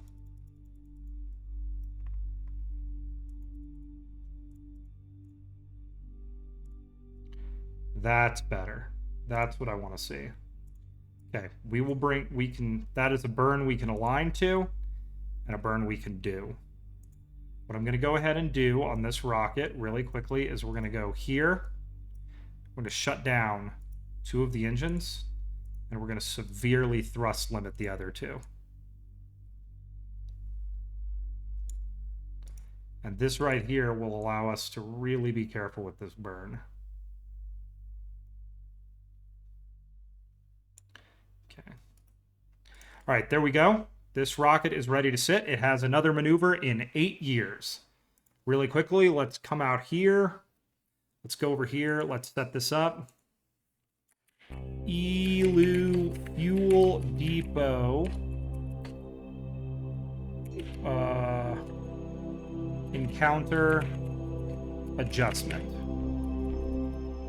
Okay, I'm going to apply those changes, and we're good to go. That's way out there. We're slowly getting close to having our second Jool comms array too, because it's 18 years away. When we originally made that, what's it called? When we originally made that maneuver, it was 34 years out, and slowly but surely we're getting there, everybody. All right, next step, we have 53 days to another burn, so let's go ahead, leave this rocket here, and let's go get our other burn done. We're knocking them out, folks. We are knocking them out. We're going to have everything set up for an awesome stream where we do nothing but land and do docking maneuvers and probably maybe even some re-entries. We still have our Laythe ship, which is on its way out to Jool right now. And that Laythe mission is going to be... There's going to be a lot of reloading. We're going to see a lot of explosions.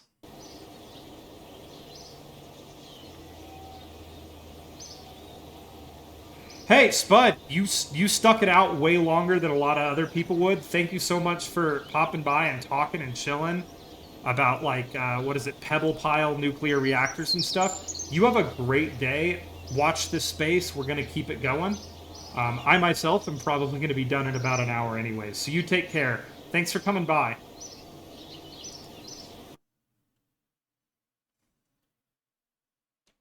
All right, here we go. We're gonna get this done. We got crap all over the system right now. Okay, so 53 days till our next burn. It's gonna be the comms fuel depot.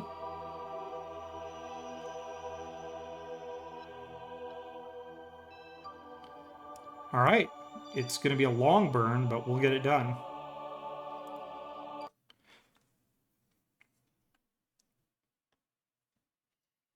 Okay, we'll get it aligned and set up and ready to go, and it'll act as another relay. So we'll have a lot of relays around Jool and a lot of fuel, a lot of Delta V, which is our big goal, is we want to have as much Delta V and fuel, because every spaceship around Jool right now is going to have to be refueled. They are all in a heck of a lot of trouble right now. But theoretically, if we can save fuel on our mothership for our comms array, that has a docking node on it, so it also can fuel other craft. Okay. It's going to be slightly long burn time, but that's okay. Did I circularize this orbit? Let's go take a look. So I'm pretty sure this is the capture. Oh, this isn't even the capture burn. This is just the adjustment maneuver. Okay. All right. That's cool. All right. Okay. All right. Okay. Yeah, this just brings us down. Okay, that's cool. You know, taking our time, getting the full fleet in orbit around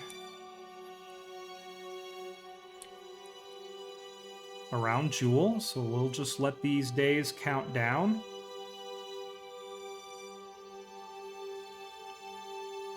So this is the great thing about the alarm clock, is it does make running this many missions simultaneously kind of doable.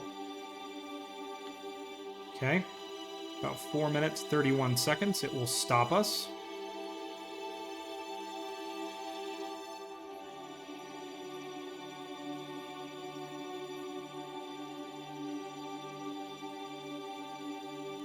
Okay, so 1 minute, 46 seconds is when it wants us to start burning. So we'll go delete and close. We're lined up for our burn here. So let's go ahead and bring that down. And here we go.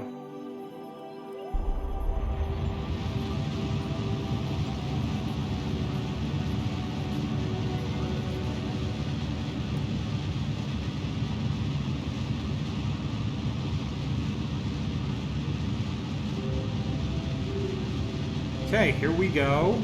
Bringing it down.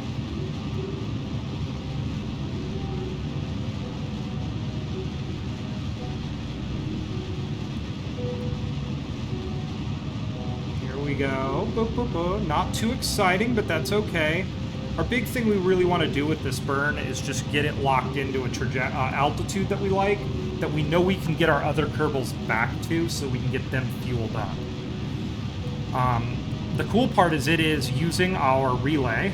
It is using the Jool comms relay right now to communicate with this KSC, which is always good to know that our relay is actually doing what it's supposed to do.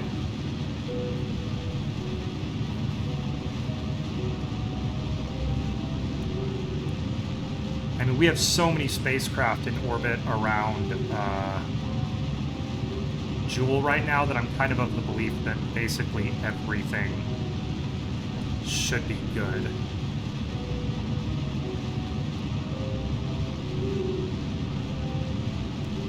We should have another Jool mission too that has Kerbals on board, and we should be seeing that burn shortly as well.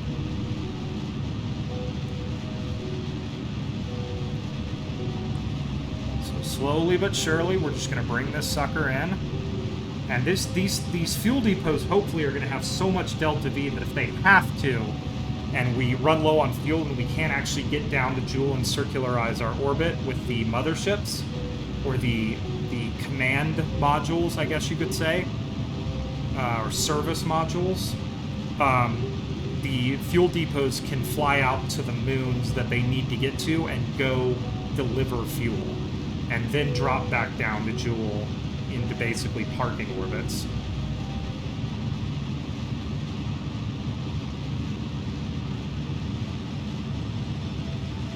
I mean, really, the whole point of these fuel depots is, yeah, just to fly around and drop fuel off. All right, here we go. We're coming in.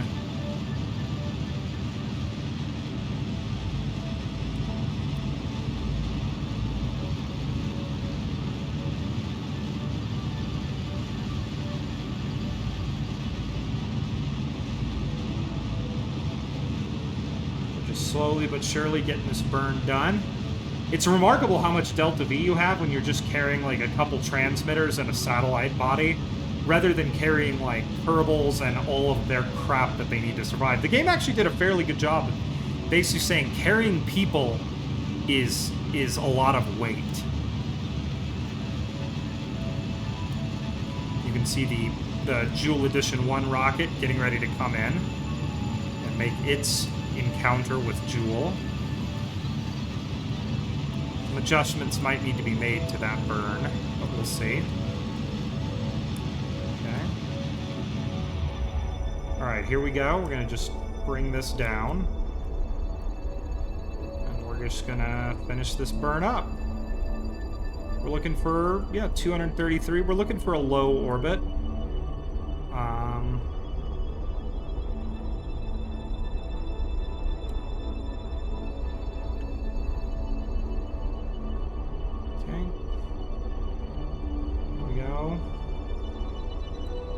Getting a little quiet because I'm just concentrating a whole bunch, everybody. Bang. There we go. 217. Doesn't get much better than that. All right. Let's go ahead and add our maneuver here, and let's do our capture. And we're not going to plane change or do anything else with this thing until we know what its mission is going to be, which is, you know, what craft is it going to have to go refuel. So we're going to leave it there just like that. Okay. Let's go ahead and put an alarm clock on that, and we're going to say Jool Fuel Depot 2 Jool Capture. Okay. Boom. There we go. And now we have a maneuver in 4 days, which I bet you is that rocket right there. Let's go find out. All right, let's get this aligned just in case it loses communication. I believe if they're aligned, you can do burns as long as they're lined up for the burns. You can't reconfigure the craft or do anything else if it doesn't have a connection. But if it's lined up, you can do it. It's highly unlikely at this point that this craft would not have signal in the Jool system, but it's just a good idea to make sure. Okay, it's ready to go back and just hang out. Next step is we are setting up another burn, another arrival burn. And this is going to be by my, what is it called? My, making words. This is Jool Mission 1. It has the least amount of Delta V left. It's in some trouble. So the goal is we're going to get captured, and we're going to try to, let's see if we can get these orbital lines to give us that BOP encounter that we want. I never wanted this to be the ship that actually had to go to BOP because its Delta V is so low. But maybe if we do some planar stuff, we can get it to encounter. So let's go to our tracking station. And we're gonna try to make this work. I want to make this work. We know our fuel depots are going to arrive, so they can always go refuel people. Basically, we can kind of treat our fuel loads on these craft as our one-way fuel load. Okay, so let's go down here. 19 days is our next one. No, we have a maneuver in 4 days? Oh, okay. All right, this is our next fuel depot. We're going to line up its encounter with Jool. So it's got to do its alignment. Then we will get the Jool. Then we will get Jool Edition 1 to try to become our BOP rocket and get out there and get in orbit, get captured. We'll get everybody captured. Everybody will be super happy. All of you guys will be talking about how smart I am for days to come. Yeah, it's going to be great. Everyone's going to be like, wow, Poop is so smart. He's so good at, like, rocketry.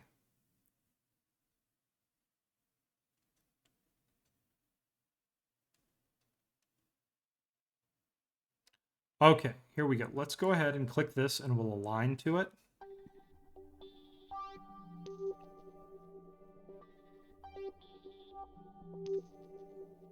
Okay, that's good alignment. Okay, let's come out here.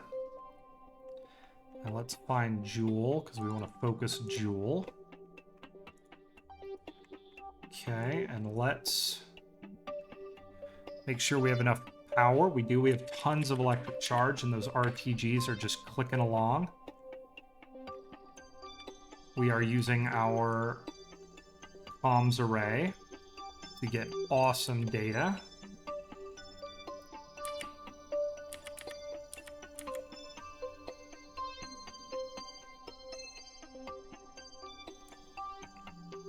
Okay, this is only a 1 minute and 1 second burn, so this isn't going to take too much.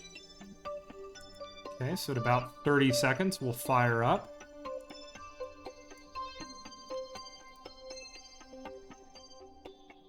Okay, so it's just a little more time acceleration here.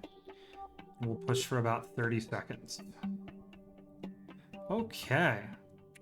All right, let's get this one done. Thankfully, this isn't going to be a very long one.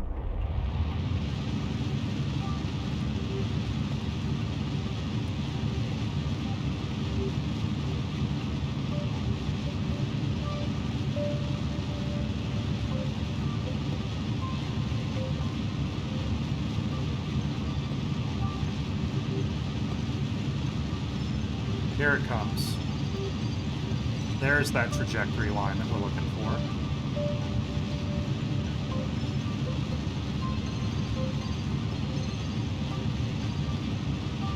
Okay, I'm just going to bring this down.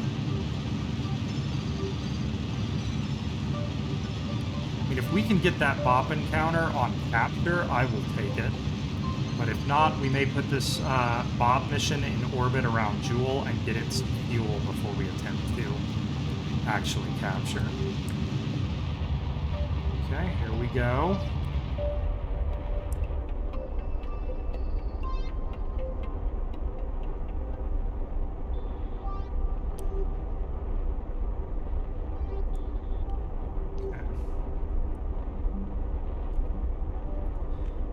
Bring this down ever so carefully. We don't want to enter the atmosphere. That's not good. It kills the Kerbals to do that. Of course, there are no Kerbals on this thing, but, you know, then they wouldn't get their fuel.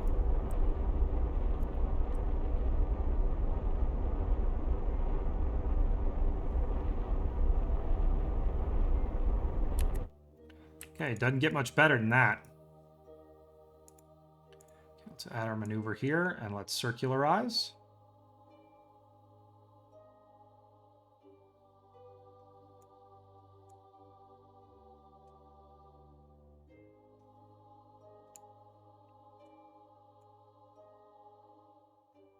Yep, not going to get much cool, or not going to get much nicer than that.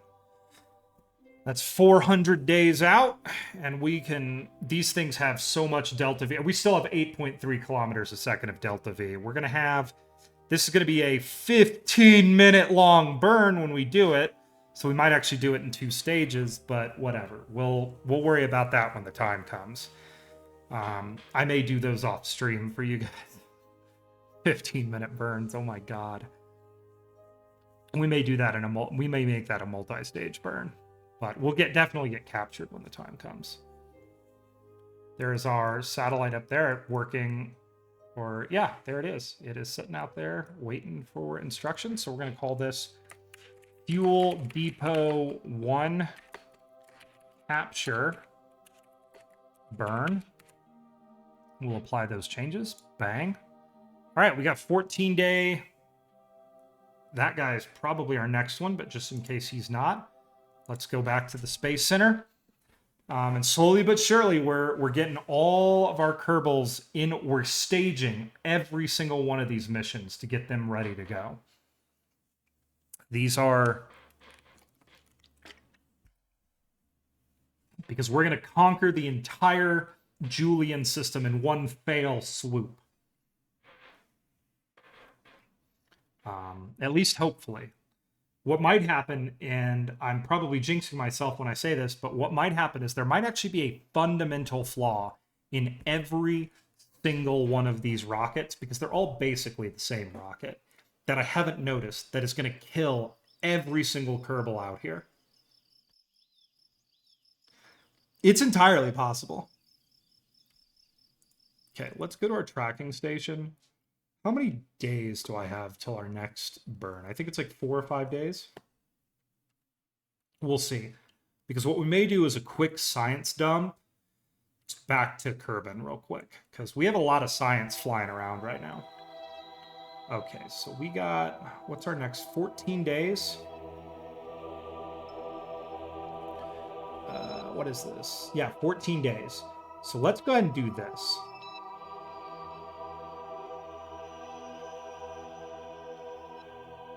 Let's go to our Elu manned mission, which has basically no signal to anyone right now. That's hilarious. Basically is barely capable of communicating with anything. Let's time warp and bring it around Elu so it can get a good connection.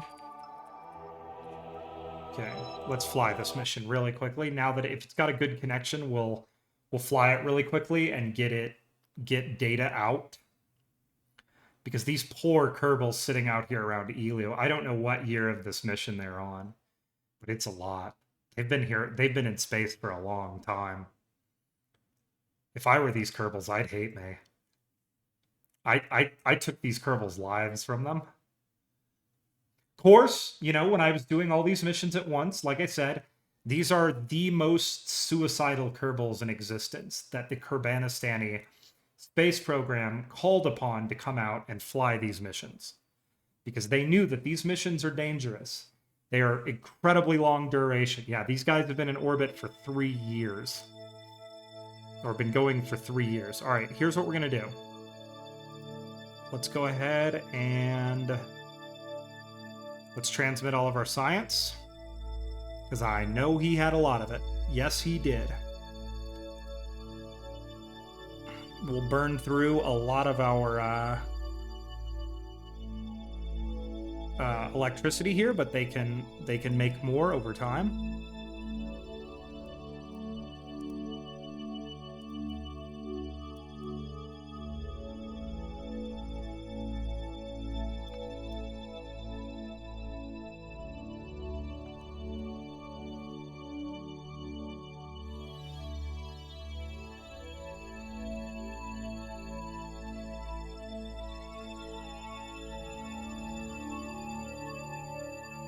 All right, there we go. More science has been added. Does he still have enough data to work? He does. He is still working through it, so we're just going to let it sit out here. And the electric charge is climbing, so they are good to go. And look at them. They're still having a great time. So they are going to just remain in orbit. All right, let's go back to the Space Center because we have more to do. I want to go get all the science transmitted from a lot of these craft, because I think most of them should have full amounts of data to transfer. Before we start doing a couple of very long burns, I want to get all this data transferred and everything done so that, yeah, we'll be solidly ready to go for our landings. Because before we even need to worry about refueling most of these ships, they're all ready to land. All of them are in good, you know, some of them may have to do some small orbital adjustments to drop the landers on the equators, but they're all ready to go. Okay, let's go ahead and go to our tracking station. So we did our ELU mission. We've got one around Val, Pole, Laythe, or no, Val, Pole, and now and Tylo. Val, Pole, and Tylo all have landers around them, all of which are doing science. So let's go down on our list, and let's go to our Jool Edition 1. Let's go to Val, and we'll get this one done. So let's go ahead and fly this mission. I think the connection to the KSC looks really good right now, so they are probably ready to transmit some data.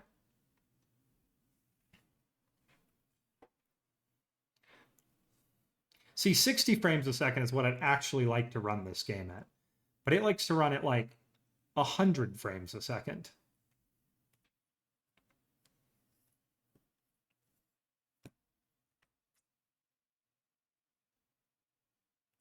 Just waiting here for it to load. It'll take just a second.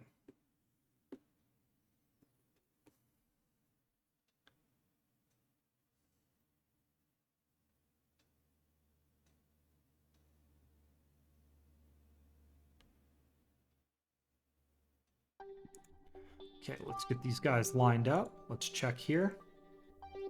You can see they are very low on fuel. That is no good. They are extremely low on fuel, these guys, so they are going to have to be refueled. All right. Let's transmit our science.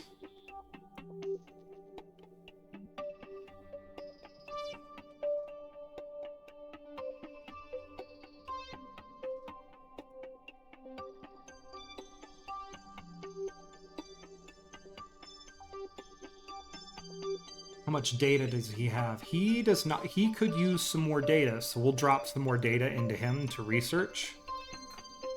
Just as soon as we finish letting this play out. Getting all of the science transmitted. That should be 500 more science added. Okay, let's review our stored data, and we'll just drop more into the lab until we cannot drop any more. The lab is full of data. Okay, and we're just going to let him start. He's just going to start doing it again. All right, cool. He's good.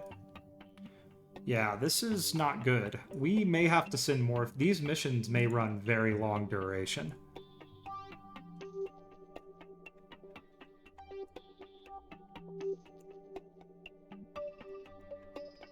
Wait, what kind of path is this taking?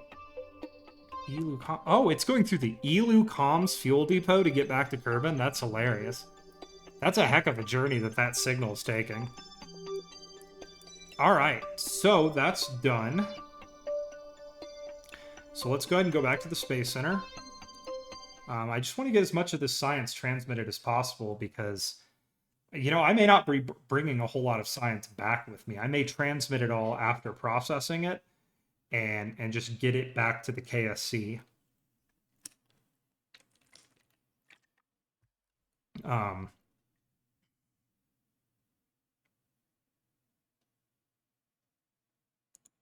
so yeah, give me 1 second. I'm just waiting to let this load because oh no! KSC is currently in the process of crashing, everybody.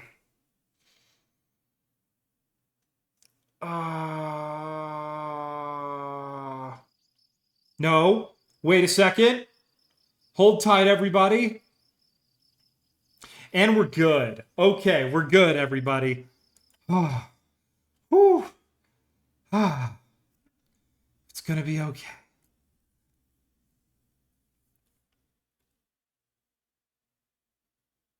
If it doesn't crash. Come on. Come on, Kerbal. Come on. There we go.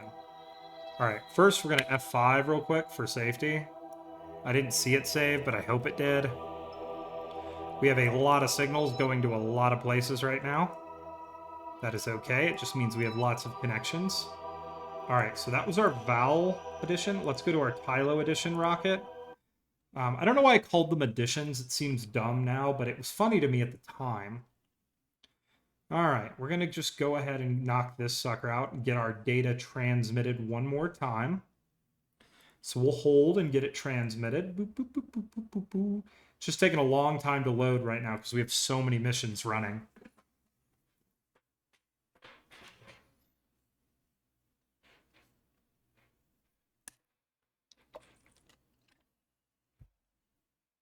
We still have the Laythe mission out there too that needs to come, you know, make its orbital capture. We got a lot to do.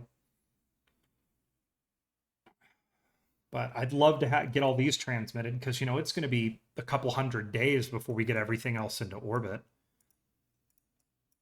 All right, does this guy have a good connection? Yep, he has a direct connection. Let's go ahead and transmit our science.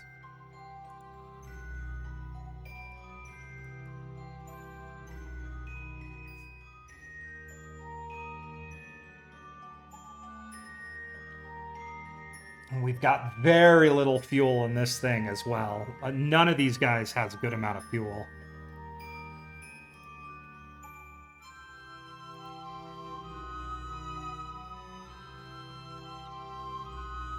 I don't know why that's the one transmitting, but whatever. It's okay. We'll let it just finish up. Boom. Okay, that is done. And our electric charge is recharging. Does he still have plenty of data to work with? He does. So we're just going to let these guys go and keep processing data.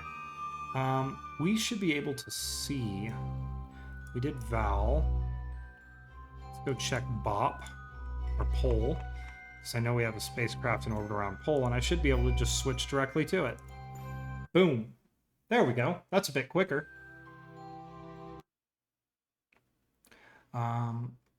Yeah, that's a bit quicker. I will probably make this roughly a 4-hour stream, so whatever we can get done before then, we'll call it at that point. Because yeah, this has been a long stream, and this is a lot of stuff to think about all the time. Okay, this is going to Jool Edition 1, hilarious, the Jool Comms Relay, the Elu Comms Fuel Depot, and the Kerbin KSC, but we do have a solid connection, so we're going to transmit science through all of that.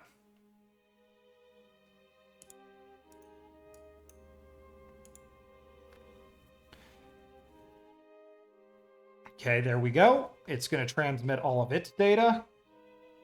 We're just stacking our science right now, everybody.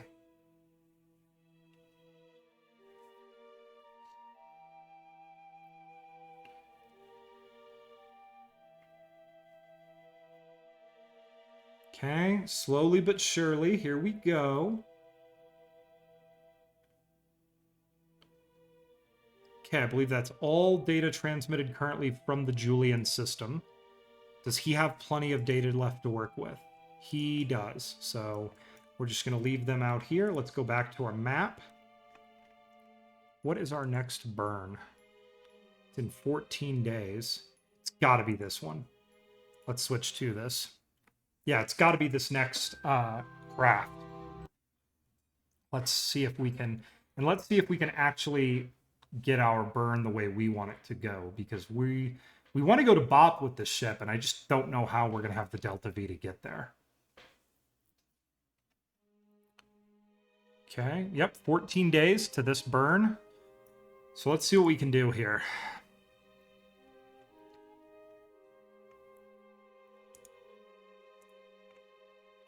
Okay, let's come into Jool. We know we're going to get our counter. Let's go ahead and set this as our target.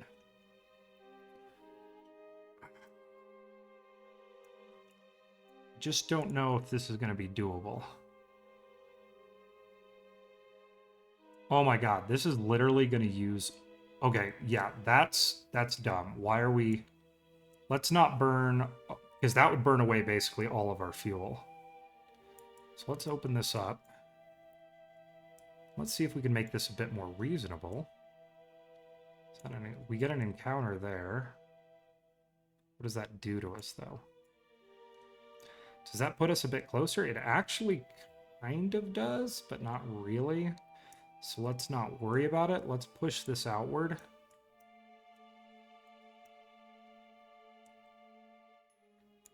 Okay, there's that. So that's much more reasonable for this. And then we'll throw a burn into our ascending node, and maybe we'll get lucky, and maybe we won't. We'll just see, everybody.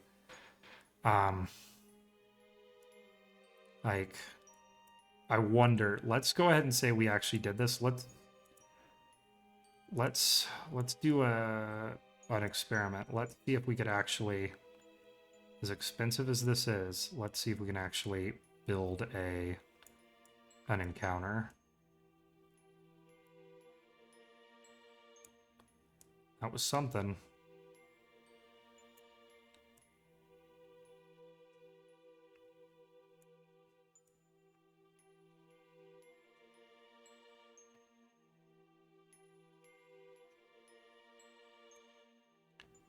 Okay, I actually don't think we're going to get a good encounter doing that, but let's go ahead and leave it this open because we may get an encounter in an orbit or two, and I want to see. So let's do it this way because it's going to be a lot cheaper to do our orbit this way than it would any other. So yeah, let's come in. We're definitely we're going to try to get to Bop. When is our next maneuver? So we do not have any maneuvers anytime soon, so we can probably get tricky with this and just see if we can make it work.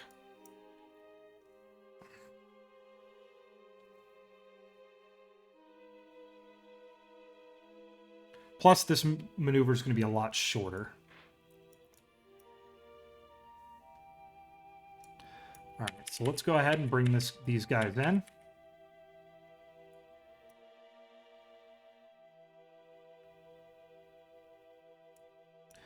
All the cool interactions with all of the signals and everything for the craft we have all around the system.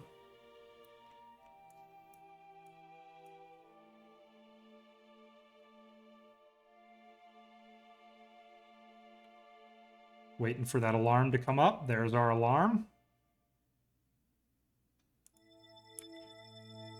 Okay, here we go. Let's do it. All right, let's capture real quick. Another spacecraft coming in for capture. Now, I think Bop actually is pretty small. I don't think it's a very massive planet, so theoretically, these guys are not going to be as screwed as I hope they're not going to be, because otherwise we're royally screwed.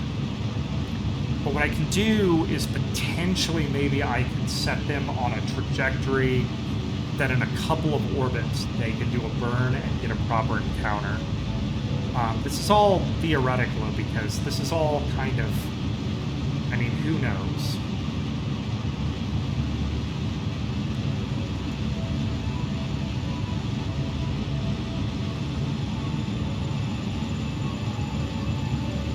They have fuel. The staging on this rocket is a little weird. Very concerned about that, but we'll see how we can make it work. Anyways, we're just going to finish up this burn, and then we'll you know, adjust our plane and get on plane with try to get as close as we can to on plane with Bop, and then we'll start trying to get a maneuver out of this. This is not going to be a very long burn. Thankfully, the other one was going to be huge and it was going to kill basically all of my Delta V. This one, hopefully, is going to be more reasonable.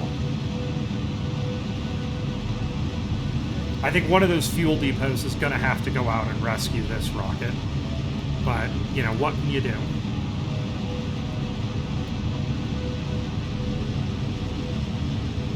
Coming down, seeing all these different interesting encounters happen, none of which we totally really care about right now. Boom. Okay, there we go. So let's come in here. Our periapsis is low. That's what we want. And now we're going to go to this ascending node. And we're going to plane change this orbit down to be in line with Bop.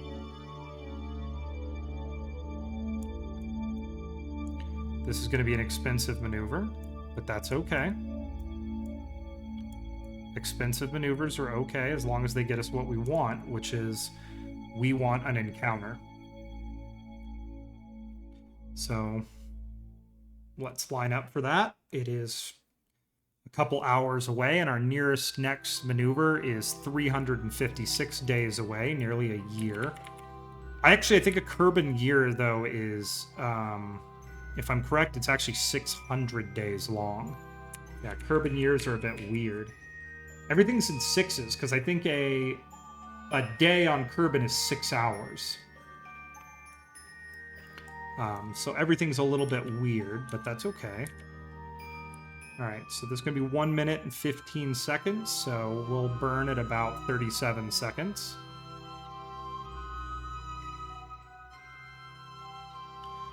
Just going to dial this in. We can see we're getting... We've got that hilarious fact that, you know, now we have just great connection to basically everything. Okay, we're actually going to miss this burn by a tiny bit, but that's okay. We'll mostly get it to where we want it to be.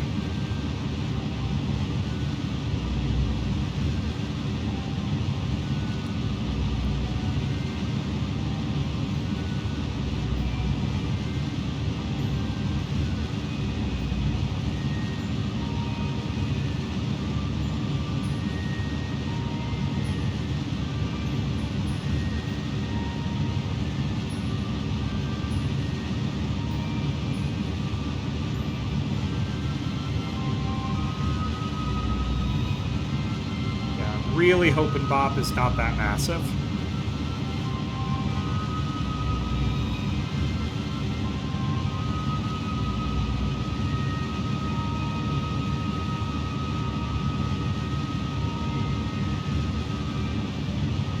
Okay, here we go.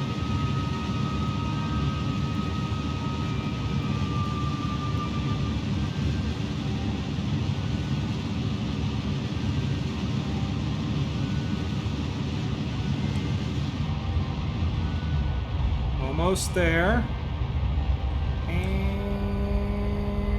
done. Okay, sweet. We're good. So that's what we are. It's not perfect, but it's close enough. Our periapsis is good. 500 kilometers. So now what I want to do is I'm going to put a maneuver here at our periapsis. And I'm going to bring us out. There we go. That's what I wanted.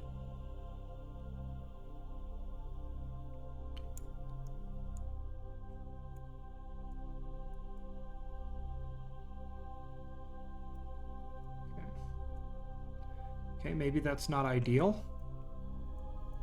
But I bet you what I can do is this.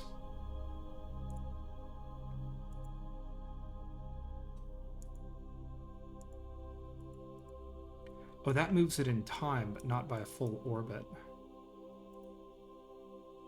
I want to try... There we go. And now... Okay, in that orbit, we get there too late. That's okay. Let's add another orbit. That's a little bit better. And that is our encounter. Focus view.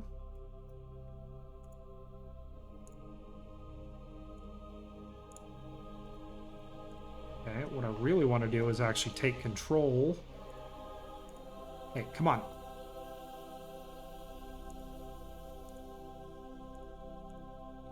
Am I not going to be able to adjust this orbit, game?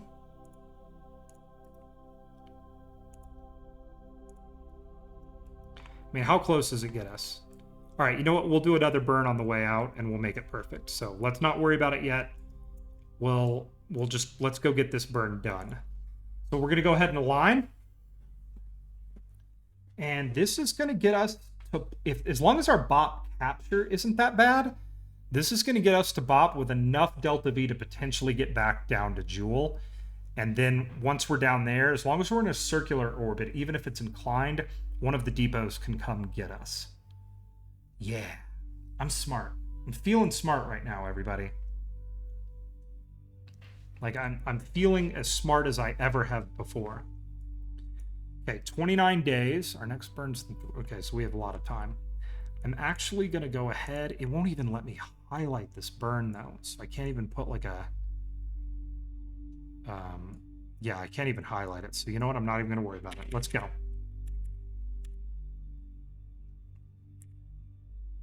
Yong.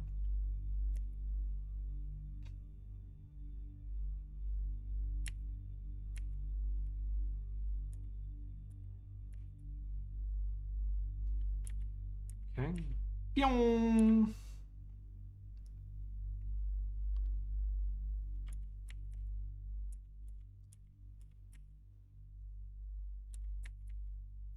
All right, here we go. This I've never been to Bop before, so this I'm actually pretty excited. Oh crap, I missed it.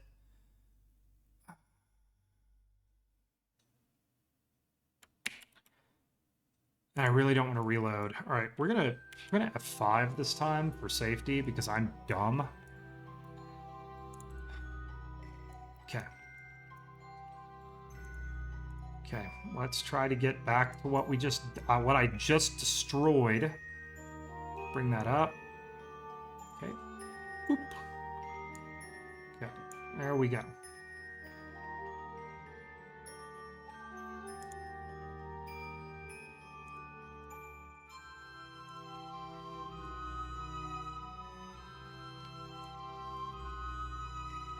It's not as ideal as my other one was, but what can you do?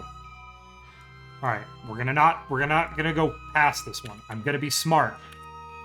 In fact, hang on, I'm gonna warp to 0 and we're gonna save F5 for safety. Okay, here we go.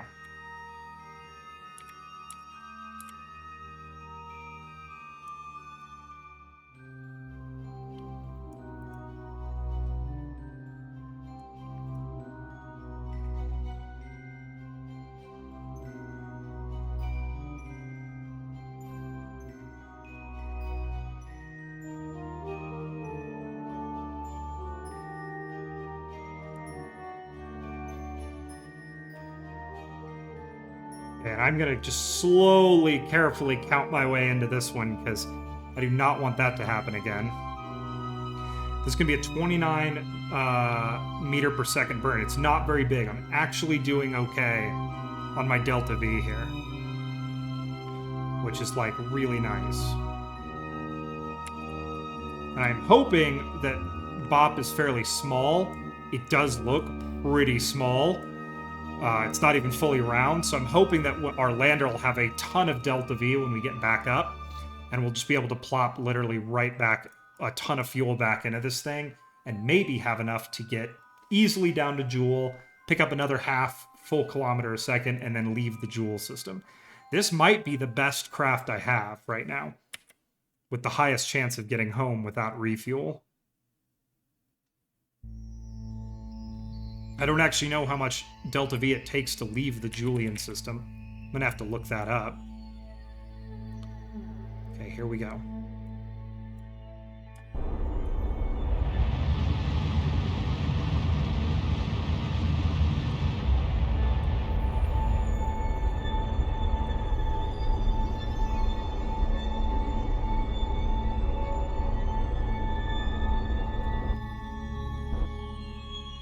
Okay, let's see if we can... I'd call that good. Boom. Alright. Add maneuver.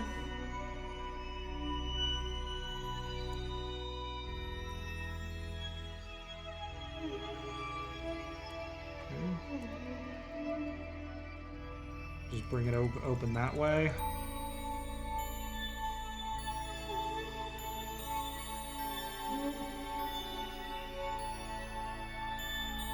Man, this is a tiny little thing. Yeah, I think we're going to be okay, actually. Okay, let's get aligned to this maneuver. 2 minutes, 40 seconds. This is going to be the most expensive maneuver these guys have done yet. But they're doing great. Jeb ain't scared. Look at him. He's just hanging out, having a good time. Oh my god. Okay, we're going to get through this, and then I think it's going to be 2 long burns, and then the Laythe mission can capture, and then we'll be almost done. But I think I'm going to get this burn done, and I think we might call it a stream, and we'll do the fuel depots and all of the landings next time. Because it sure is, it's a heck of an exciting stream. I mean, we have burns that are 8 years out right now. I mean, those astronauts at Elu are going to be out there for 20 years before they get home. Okay. Okay, actually, before we do this, because I don't want this to go badly. Maneuver. Bop. Capture. Apply changes. Rename vessel. Poop rocket. Bop edition. Now they have their mission. Okay. All right, let's do this.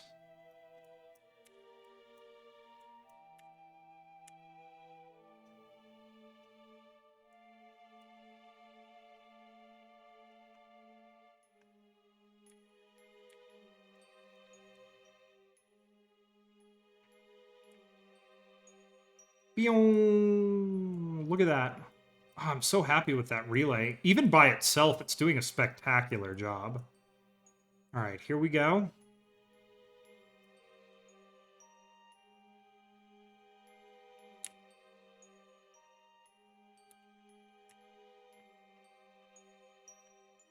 Okay. There, we are in its sphere of influence, which is apparently quite small. This thing is tiny. I'm really happy Bop is not that massive. Otherwise, these Kerbals would be in some trouble. Okay, how's our connection looking? We have a good connection to the KSC. Okay, so 2 minutes, 1 minute, 20 seconds is what I'm looking at. Waiting for that alarm to come up. Here it comes. There's our alarm. Right where I thought it would be, so we're going to wait a minute here. We are aligned. Okay, while we're getting ready for this burn, and oh my god, we're coming in fast. Let's open this. So we can be ready to do science while we're burning.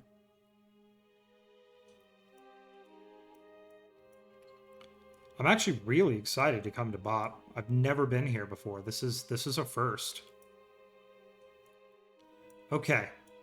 Here we go. Let's capture. Let's get it done. Let's make it official, everybody. Okay, first things first.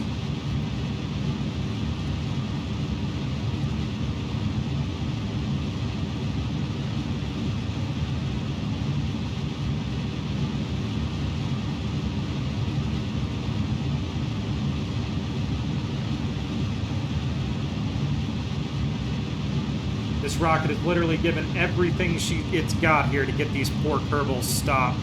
Because it looks like Bop is not going to do much itself.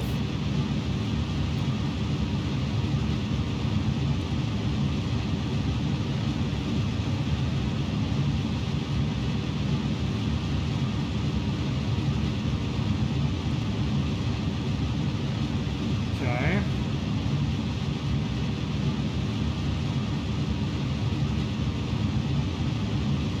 Alright, I think that's everything. Let's collect all of those. Yep, we got all our data here. And we are... Let's go check our orbit. We want this to be going up pretty quickly. It is. How's our KSC connection look? It looks okay. So our Tylo rocket is what's giving us a good connection now. You can see the orbits. If we were to escape going crazy, we could actually get a Tylo encounter, which is pretty fun. Okay.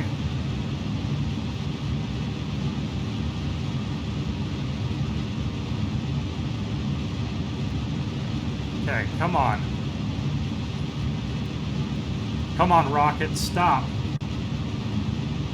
Almost there. Oh my god. It makes me so nervous to see how low that fuel is getting. You can see my boy Jeb is getting a little nervous looking too. He's not hot on this. He thinks this is going to be a very slow orbit. He also thinks that the gravity on Bop is going to be very low, and if you were here for the Gilly disaster, you'd understand that, like, that was not great. Okay, holding. There we go.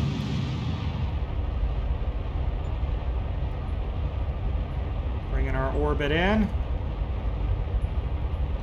Any orbit will be a good orbit at this point. If it's roughly circular, I will take it.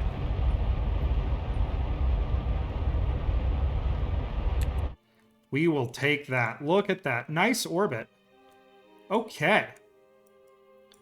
I think we're probably just going to do a landing here. I think the gravity is going to be low enough that we don't really have to worry.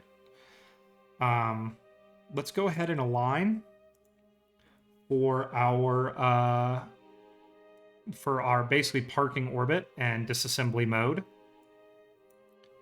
And then what we're going to do is we'll save. Well, we'll get Bob down into the... Whoa. Oh, do you guys see that? The Kraken is hungry right now. Easy, boys. Easy. Careful, Jeb.